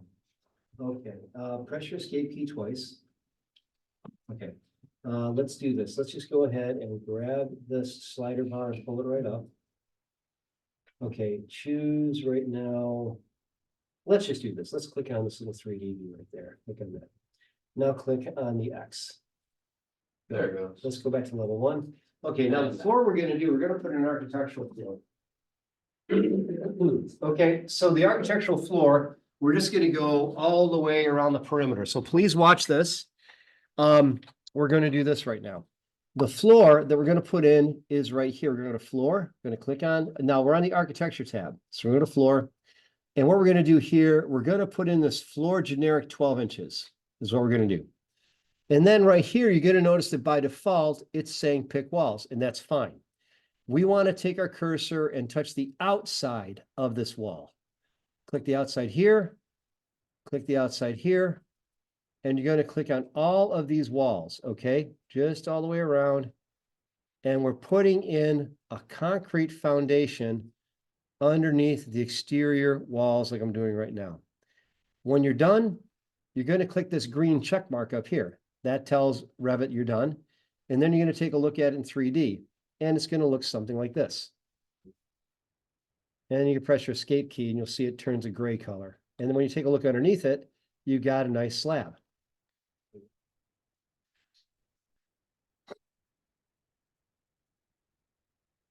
How we doing there? Got that? All right, got that? One more, you got it? Oh, okay.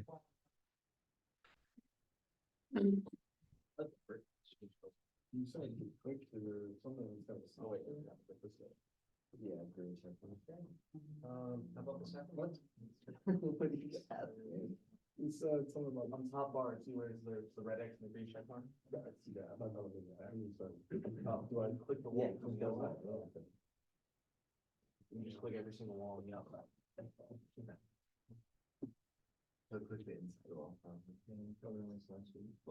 it's like every like corner. Yeah. Like I had this on the right hand side. Yeah. So now you go down here. What should do? What's that?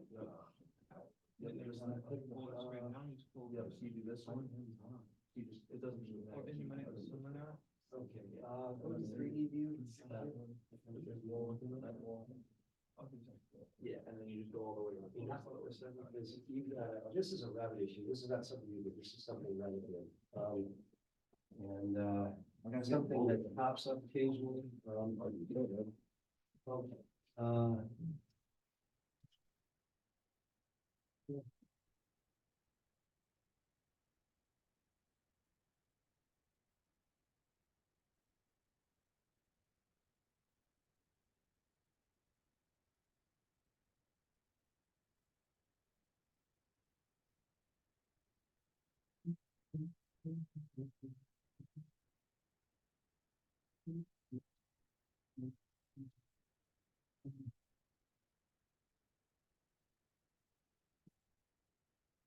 Okay, good.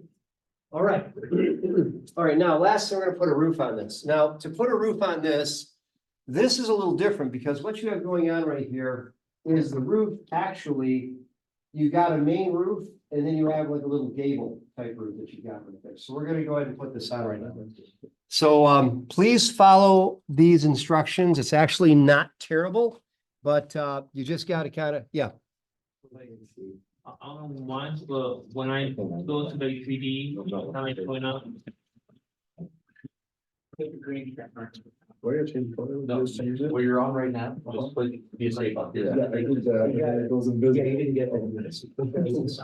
You didn't have that highlighted in there yet, so then actually put it in. And click on the check mark. Now it's there, so when you do the highlighting. So you always Yeah, I have to. did. You always have to- Yep. I don't know, man, Revit said you. You go to floors and Thinking, where you going up there?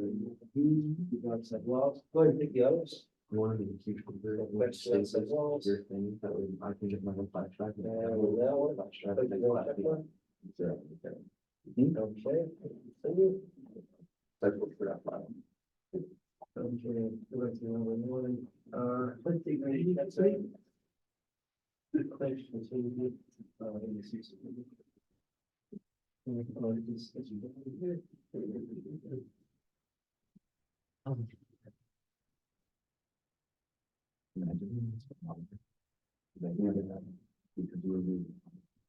Unless we just, It just somehow didn't work. It's not a big deal. Okay, now, very good. Okay, now the last thing we're gonna do, we're gonna put the roof on. Now, the roof has to go on level 2. This is on level 1, the roof has to go on level 2, so that's what we're gonna do right now. So go to your project browser and go to level 2. And so your project browser is over here, and under our floor plans, we're gonna go to level 2. And it's gonna look like this. You're gonna zoom into it. And to create this is really quite straightforward. Okay, so I'm gonna show you exactly how to do this, and then we're gonna do this together. So watch this now. We're gonna put on the roof. Now, the roof and the floor are similar, the way that they go together. Actually, we need a ceiling too. We do. Let's do the roof. We're doing the roof right now. Let's do this. So what we're gonna do is we'll do the roof. Now watch this. Here's the roof command right here. You've got roof by footprint, and there's some other choices. We want roof by footprint. So choose that. Click on roof by footprint. Now, the next thing you're going to do is over here where it says overhang, you're going to type in 1 for 1 foot like that. And this is a very important step. Over here, you'll see that there is a box that says define slope. Uncheck that.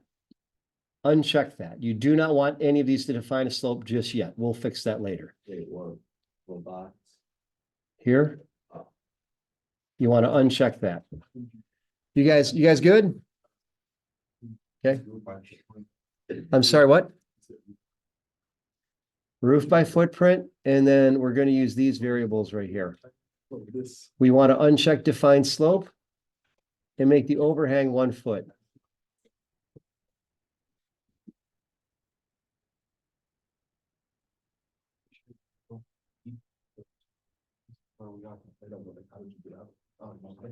Okay, now, all right, now what we're going to do is we're going to place a flat roof on the structure, and then we're going to put in some slopes. So to put on the flat roof, touch the outside of this top wall, and you'll notice a dashed blue line shows up. Click, and you'll get a magenta line on the outside. You're going to repeat that all the way around. We're going to go all the way around the perimeter, and we're going to do this. You're going to place it just like I am right here. And we're going to go all the way around there. So just do that. And when you're done, you're going to have, it's going to look like that. All right? All right. Now, what we're going to do now is this. We're going to change a little bit of the roof structure here. Okay, so we're going to do a couple things here. So first of all, let's see here.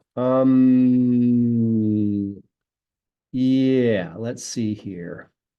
Do it that way. Okay, let's click on this line right here. Okay, well, first of all, let's just go ahead and hit the green check mark. Click the green check mark and let's take a look at it in 3D. And it looks like that, just a flat roof, okay? Now that would be okay, but we want to give it a little bit more, yeah, I'll give it a little more pizzazz. And It's a full roof. what's that? Mine is an actual roof, it's not flat. Because you didn't uncheck define slope, that's why. Oh. And so that's why I said that. Okay, so now, so you want to undo it and redo that. So it's a flat roof. So go ahead and do that. And so, yeah, so you can just, okay. So let's fix that then. Undo it at the back. I know, well. Yeah, and then, yeah, and so here's what you could do. Just go ahead and, yeah, which is okay. I mean, the thing is. Well, you have, all right, let's, okay, let's do this, everybody. Let's do this. Okay, what we're doing right now is, as we put the roof together here, we're gonna just start with it being flat, just to show what that looks like. Okay, so what you're gonna do right here, we're just going to, yeah, you can just get rid of these. You click on the line, then uncheck it as you go along here. Okay, good. All right. Good. All right, okay, so you got that, and then once you got that, we're going to, click on the green check mark when you're all set there, and we'll take a look at it, and we'll have a flat roof, okay? And then press your escape key, there you go, okay. So now we have the flat roof, that's not really what we want, that's not gonna be how we wanna make it work. But we understand that if we don't use anything, if we don't use the main, items here, that we go ahead and do that. So let me show you something else here. Just watch me for a second here. I'm going to show you something here. So I'm going to try this a different way. I'm going to get just let me show how this works. So I'm going to go back to here. I'm going to level 2. And now what I'm going to do is I'm going to think this through. I said, okay, so I did a flat roof. That works like that. Now, where do I want my slopes to be? So I'm going to first of all put a roof on, thinking in terms of where I want the slopes to be. So I'm going to do the same thing. I'm going to do this time. I'm going to go here. I'm going to go here and here and here and here. I'm just going to go those sides. Now, the reason why I'm doing that is I'm then going to connect this over here. I'm going to click this line and I'm going to just go ahead and pull it over here. So those are connected. Now, once I've done that, I'm going to click here. Let me see if I can't do this. Let me get rid of that. Let me pull this over. I'm just going to make this just a long line just like that. So that's a long line. That's going to be a roof line. Okay, so this is going to be a roof line here, and so is this. So I'm going to click on this, and I'm going to make this one define a slope, and I'm going to make this one define a slope. You with me so far? So when I do that, I click the green check mark, and I'm going to take a look at it in 3D. And now, well, look at that. Okay, now that looks like something, doesn't it? So now at this point, I just have to put the other. So I'm doing this in 2 operations. So I do the main part, and then I'm going to do the porch. So I did that. So first of all, let's do that first part. Well, let me finish this, and then I'll show you what we're going to do here. So let me finish this just so you know where we're going. And now I'm going to go back here to level 2, and I'm going to do this next part.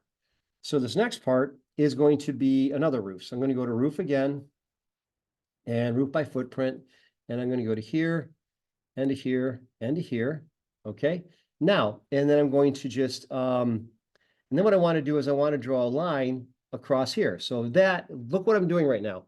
I'm going to go up here. I'm going to use my line command, and I'm just going to draw a line from here over to here. So now that's what that looks like. Now I'm going to click on this, and I'm going to make this one sloped. That's going to define a slope. And I'm going to make this one define a slope. And that defines a slope. I click my green check mark. It does that. Now let's see what we came up with. Now that is what we're after right there. Can you see how you've got that right there? So now you have 2 roof systems. And then just to show you how cool this is, I'm going to join my roofs together here. So I'm going to click on this roof here, and I'm going to go here. I'm going to go to join roof. I'm going to click on this, and I'm going to click on this, and it joins the roof just like that. Did you see that? Isn't that beautiful? And that is how you'd properly make that roof. So let's do that together now. So we're going to do this in 2 steps. So I'm going to undo this, and we're going to do this together. Okay. And we'll just go ahead and get out of here, and I'll show you how to do that. Now, let's go to level 2. Everyone, let's go to level 2. Give me a thumbs up when you guys are back at level 2, and you undo. Well, first of all, undo all that, and then we'll get back to here. So let me know when you guys are back to here without a roof. You can undo it, or you can just click on the roof and delete it. Either way. You all set, Armando? Good. Casey, you got that? Okay. Colin, you okay? Okay. Walmart, you got that erased? Ace, you got that erased? Okay.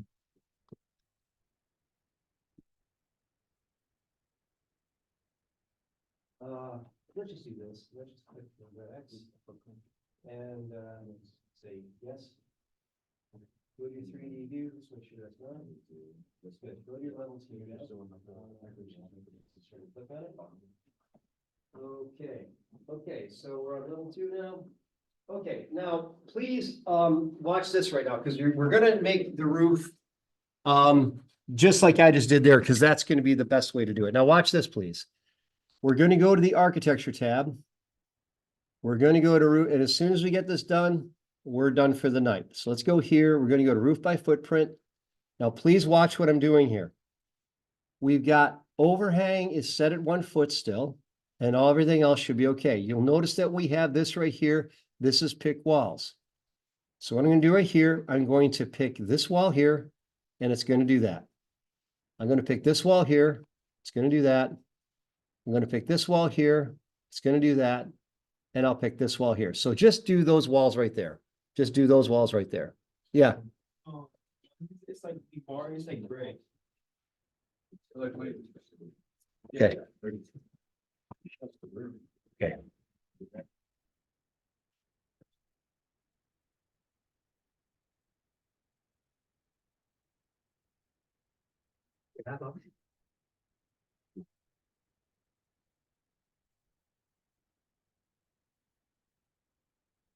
Okay, you got started on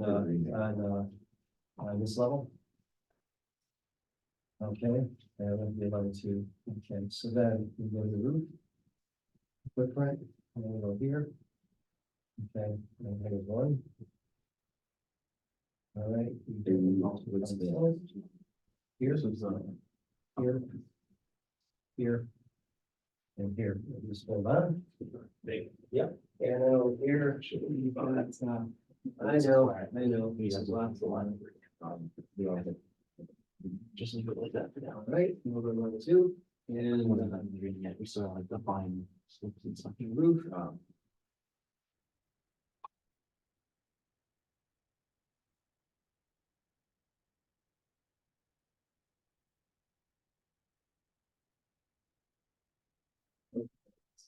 And just leave it like that right now. I'll show you what we're gonna do here. All right? Okay, now, you'll notice that this is not done yet, and how we doing? So, okay, hop up for a second here. Something's going on. All right, and okay. And Yeah, students will be. I think it's just where they are all the wires and then it's just. Maybe one of the best for that. See if you can get it. This is. Yeah.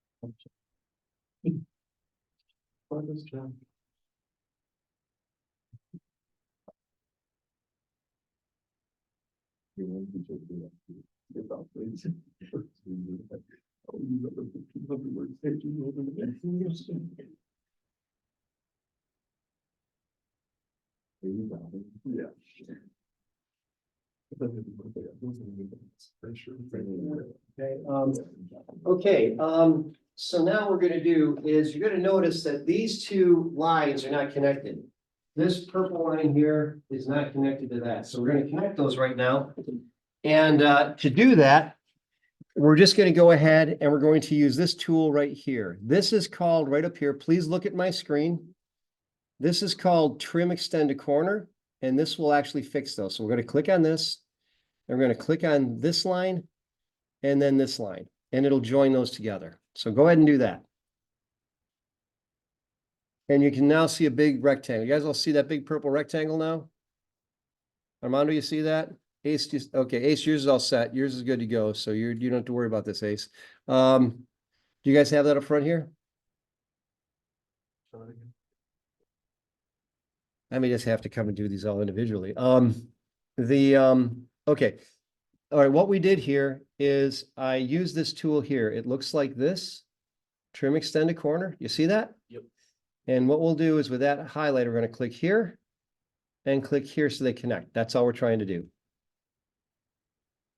You got that? Yes. Okay.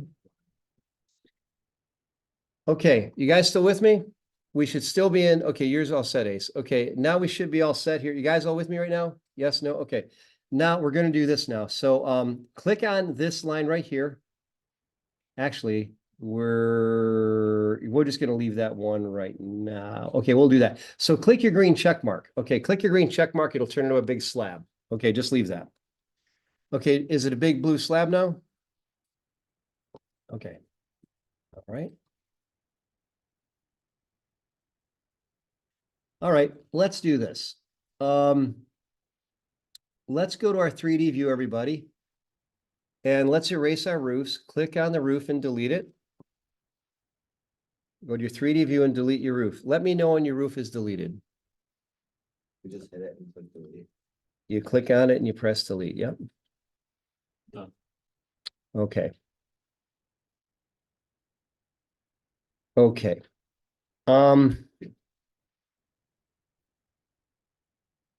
Okay. We'll do this one more time. Let's go back to level 2. And we're gonna do this one more time. Okay, let me get everybody in the same place right now. So let me go over here and make sure we're all in the same spot.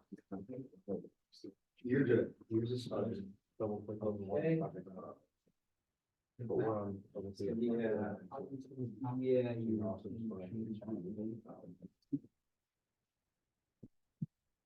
And let's see here. Okay, let's just get rid of that. Let's get rid of the whole. Okay, well, yours is good. Yours is fine. Okay. Okay. Okay. This is what we're going to do. We'll do this one more time. All right. For those that don't have that roof portion, that would mean everybody except Ace and you. We're going to do this right now. So we're going to do this. That's Ethan, right? Yeah. Ace and Ethan. Okay, so please do this. And we're going to go up here to roof by footprint. So go to roof by footprint. Now, please, we're on level 2. Okay, you have to do this on level 2. So make sure you're on level 2. All right, now you're going to notice that when we get into here, you have a red X here and a green check mark. Do you guys all see the red X and the green check mark? I'm not moving on until we all see that. You guys all seeing that? Moam, are you seeing that? Okay. Now what we're going to do right now is we want to do this. Over here, we want to make sure that you've got an overhang of 1 foot right here. Do you guys all see that 1 foot overhang? Yep. Okay. This is what we're going to do right now. We're going to do this. Okay, this should be lit up right now. This is your pick walls. So take your cursor down here and you're going to click on this wall here. Before you click, you're going to see a dashed blue line over the top. Do you guys see a dashed blue line over the top? Okay, click there. So now you have that. Now we're going to go over here and do the same thing. We're going to click here and do it there. We're going to go ahead and we're going to click here and we'll see it there. And then we'll click it here and we'll see it there. So right now you have these lines and we just need to connect them. You guys, are you with me right now? Yeah. Okay. Now, the goal is going to be for us, because you can't do anything in Revit unless it's a complete boundary. All right.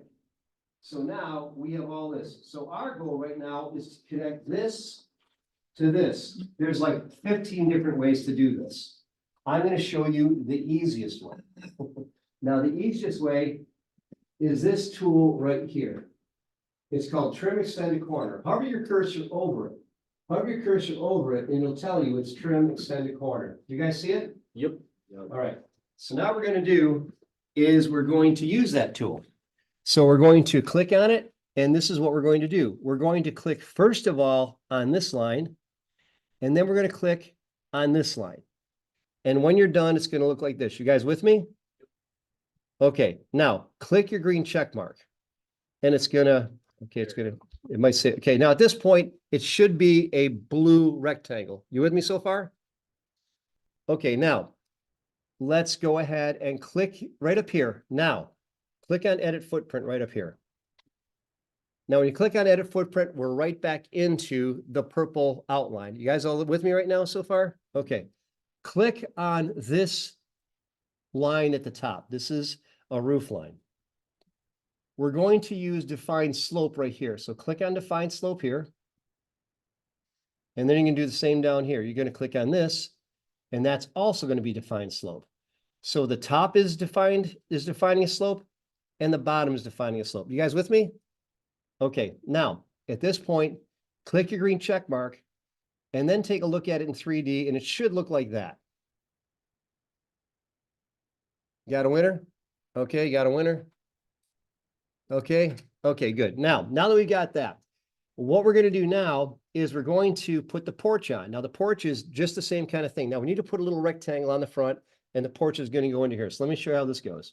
Let's go back to level 2. So go back to level 2 and you'll see this same view we had. And now what we're going to do is we're going to do this. We're going to go back to roof and roof by footprint. And we're going to do the same thing we did before. We're going to, let's just go ahead and use defined slope right now. We'll use defined slope. And we're going to click on the right of the porch and click on the left of the porch and then stop.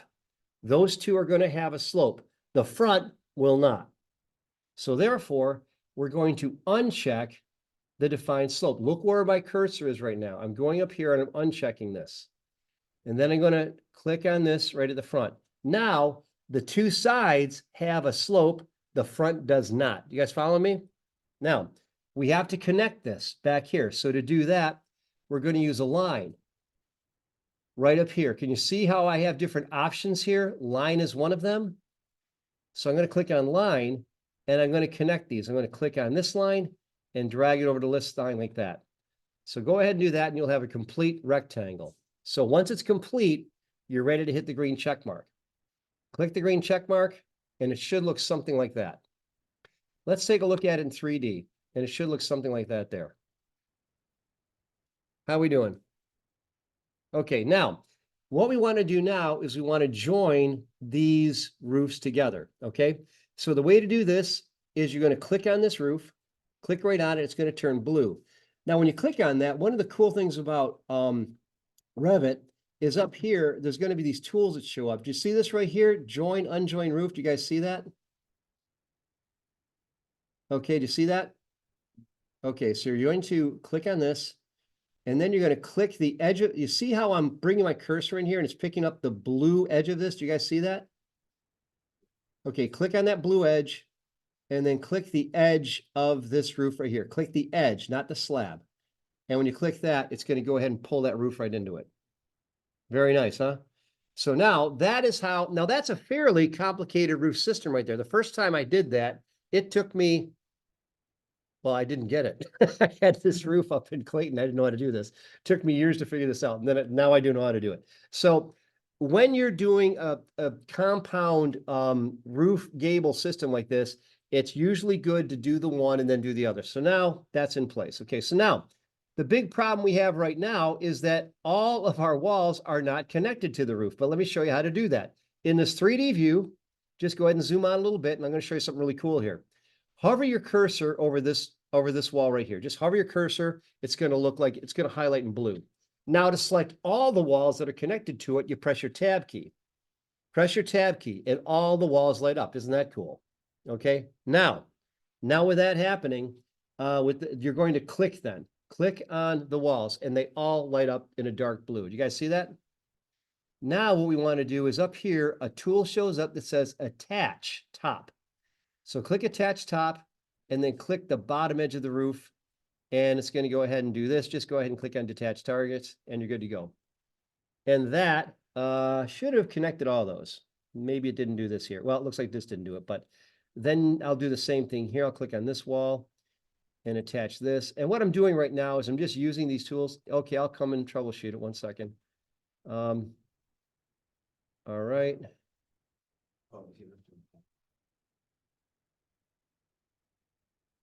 Okay, and so we have that. And then when you're all done, it's going to look like this with all the walls connected. Save your work, and then we'll troubleshoot it. Look at the door. Like the overhang, the porch. This part that we just did here, that's what we were just working on. No. Okay. Like you have it to go like this, like yellow. Okay. Click the bottom. Oh, yeah. Yep. Attach. Yes. Yeah, and then click the bottom of the overhang right here. So, That. yeah, no, okay. And now. And then, yeah. Yeah, thanks for helping each other, by the way. That does help. Okay, save your work, and that's going to be it for tonight. And so, yep, I'll help you. Okay, save your work, and we'll get this all taken care of. All right. All right. Yeah. So click on that, and then you want to go up here. So don't try it. Keep that right there. Right. Yeah. Click on the edge of this right here. Click there. Click on the edge right here. Good. Yeah. And then you're gonna click on this one. It's up at the top of the here. And put your tab. door, at the bottom of the porch overhead. Click your mouse on Right there. Okay, there, and go to And the attack. bottom of that, yep. And click the edge of this. Oh, yeah, no, you gotta click, Good. Just hit attach. a tag, so click it, like, Click, escape, and then click, with your escape key. go click the top of the door. Okay, top of and then you wanna rotate it so it's in the front, so Click, rotate it. attach. Oh, now, Yeah. rotate it. Oh, that's why I forgot. Yeah. Right on it, and you're gonna go. to There it tab. goes. I was like, what am I missing? So. Don't go. There, it goes on. Good. Pressure. Yeah. All right, how we doing here? Yeah, just happened. Oh, I forgot that we put that button. Go to third. Okay, how about for second row? Okay, let's see. Couldn't you go to like section views and stuff and split it? Yeah, probably. We don't have section views. We have elevation view. Not had that one, but. Yeah.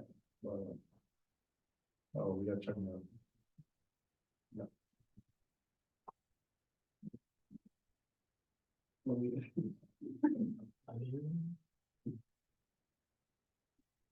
Why do it get like so realistic as you do it? It's cool. Like it looks like just, oh, basic door and you zoom and you get like the texture of the wood, like grass. See, I touch grass, I thought.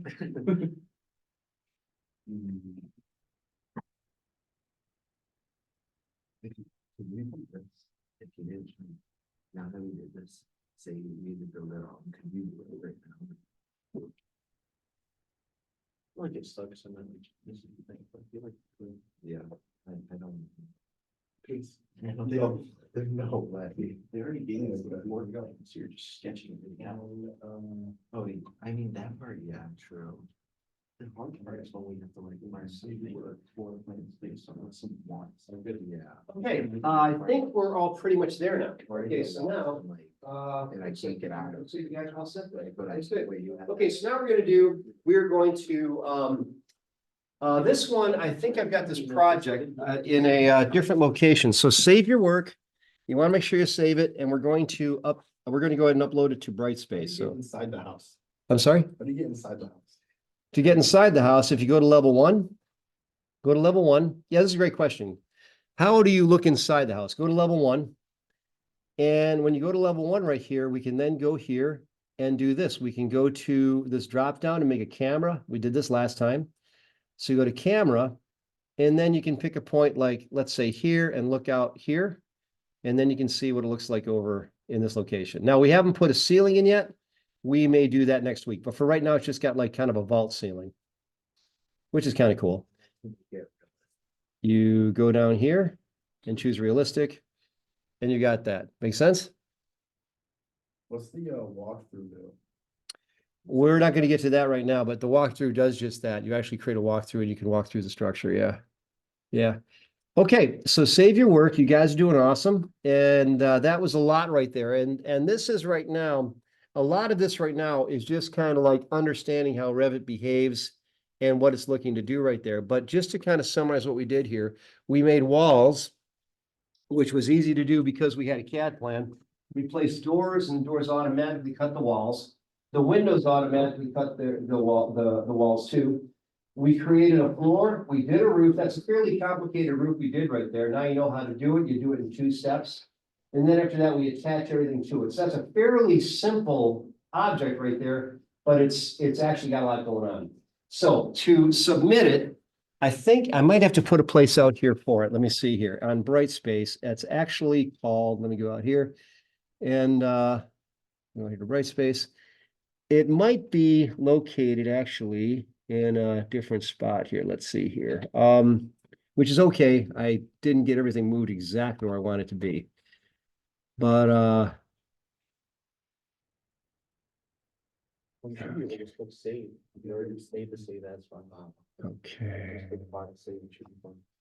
I thought I had Revit floor plan 1 in here, maybe not. 1 second. I might just have to put I think I'm gonna have to put a thing in here. So under Revit, yeah, I don't see, Not under basic.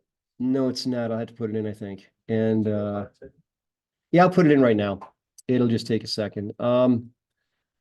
Okay, hotel roof, stairs. Okay, I'll put this in right now. And let me just go ahead and grab this. And I'll just do this. Okay, so this is, now you guys get to see how this happens. Okay, so I'm gonna go here to my Revit basics. I'm gonna make the assignment right now. It's worth 50 points. So this is how you do it. I go to upload, create, and I'm going to create a new assignment. The new assignment here is going to be called Revit Floor Plan 1. Revit Floor, oh, okay, let's change that.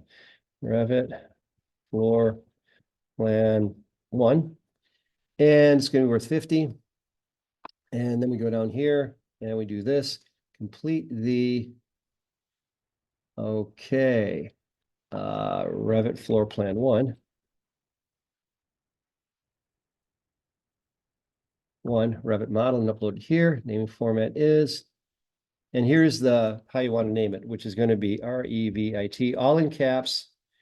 Revit Floor Plan 1, and then your last name like that.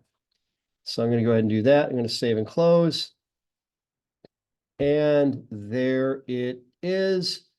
So what you're going to want to do here is this should be right under Revit Basics. Take a look at it. It should refresh pretty quickly. Let me know if you guys see it. Do you guys see it here? Revit Floor Plan 1, the assignment? You might have to release, you have to unhide it. Oh, you're right. I got to unhide it. Yep. That I don't know why that's the default. It makes no sense. Okay, there it is right there. Can you guys see it now? Yeah. Okay, so just want to do that. Okay, you had a question back there, Colin? You have the right floor plan on the entire time. It's just activities, assignments. It's in a different place? Yes. Yeah, I that's okay though. That's fine. This thing, it's kind of a pain to move it from one place to another, so we've got it now. So yeah, okay, that's good. Very good. Okay, so you see it right there now, and you're going to go ahead and you're going to go ahead and put it there. So yeah. Can you guys all see that now?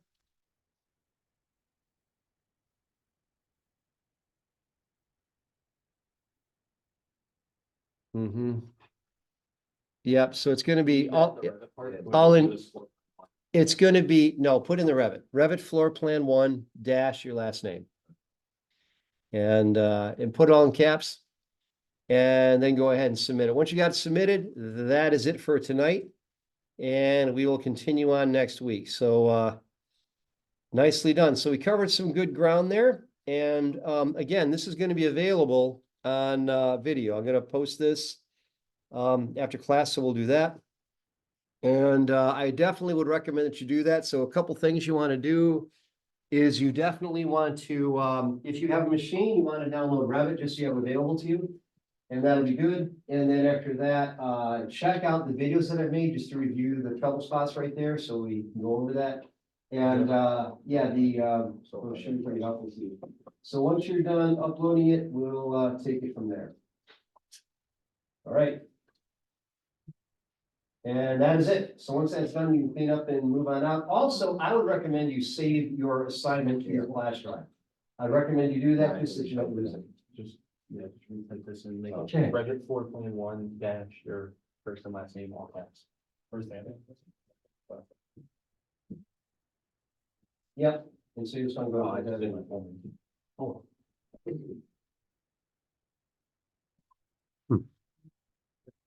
I'll have that, open. All right, did it. Yeah. And items. All right. Have a good night.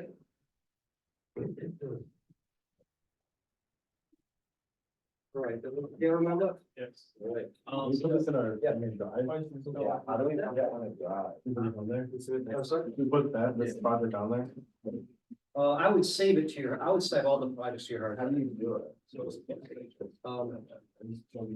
should be able to plug it into the computer and then drag it on the. Yep. Yep, you should be able to do that. If you guys could help me do that, that'd be great. I haven't got to drive it, so I'm just gonna re-download it from that space. Like, I'll put it here. Right, not. You mean Revit? Mhm. You can download Revit to any machine you want. Okay, but like, do we like? I like, you know, how to, like, you don't have to mind that, so. No, it's just if you want to. Like, if, like, we kind of like project, do we like do it here? Over here. Over here, okay. Log in here. You do not have to have Revit. It's just most people find it, they find that they like it And then they'll. and they want to use it, so yeah, that's how it's gonna work right there. Well, there should be a way to like adjust. So yeah, that is how that works. So, all right, working out okay? All right, Thank you so much. all right, there'll be more. So, and that's like this.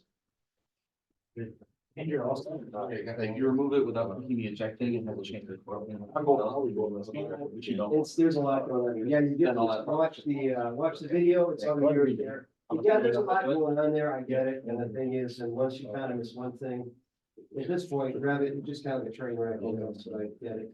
So, I'm going to video. Turn this thing off again. Help. Windows, just sign out. Also, the thing is, you're not in a classroom, you don't have to worry about anyone else's signing, that's what I think too. All right? I know like basics, but not. Mhm.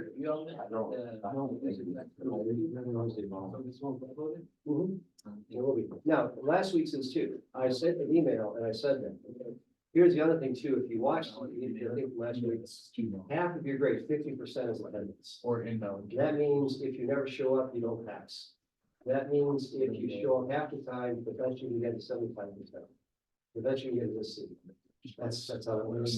Okay, so attendance is really important. So I would watch last week's and this week's, and Just trying to. so check out your email and just watch when you get a chance. Fast forward to places where I'm helping people, but yeah, it's all right there, okay?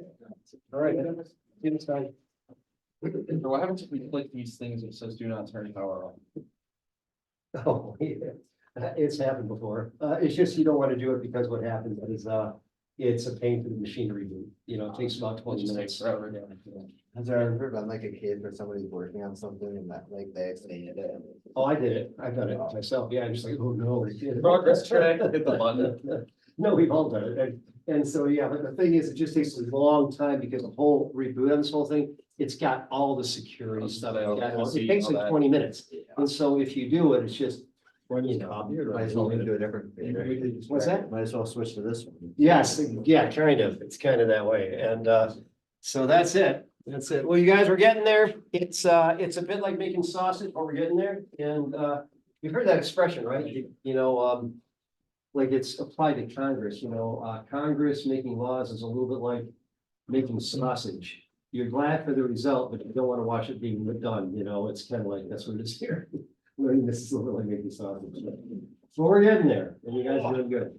So all this, be thinking in terms of what you could do with this in your own life, redesigning space, designing decks, things of that I want to nature. learn to like make the floor plans and stuff, because then you can like, because the creating the 3D model afterwards is really easy. It's the floor plan is the hard part. So That's true. And you can actually use this to make floor plans. You don't have to do the 3D, because the thing is with this, you're essentially drawing in 2D. It happens to be 3D, but you don't have to use it that way. yeah, In all of these right here, I can just go ahead and draw the model and then just export it out as an AutoCAD file, and it's a perfect AutoCAD file. And yeah, it's pretty elegant. So yeah, so this is really the way to do it. So I understand what you're saying, but as long as you understand Revit, you have the capacity of doing the floor plans. So you're good to go. We're about to buy I think we're about to buy like a house, flip. And the kitchen's gotta be like completely outdated and we're about to redo the kitchen and then what you do to your bathroom, you'd be able to do that to the kitchen would be sick. Yeah. So my parents, they just spent 3 hours and flooring the core. I'm like, I can just show you that. All right. Well, the thing is, so many arguments, it happened, but the thing is, and then start downloading cool stuff. And the thing is, and what happens, you can and that's what these manufacturers do, is they'll say like, okay, if we put this particular high-end refrigerator out here, they'll place that in their kitchen in the Revit plan, thinking you'll buy it rather than the one that's not Revitized. That's what they do. It's a game. And the thing is, and so people will go ahead and say this, oh, this is already spec'd out. Let's just go ahead and get that one that's on sale. Psychology, but that's what they do. And so that's the thing. It's very smart. It's like, and once it's there, people have it in their mind. They're thinking, that's what I want because I saw it. So yeah. All right. Well, listen, you guys are doing awesome. I appreciate your attendance here in the front row and keep it going. And you're killing it. We're gonna do some cool stuff this year. So see you next week. Yeah, have a good night. Yep, you too. Thanks.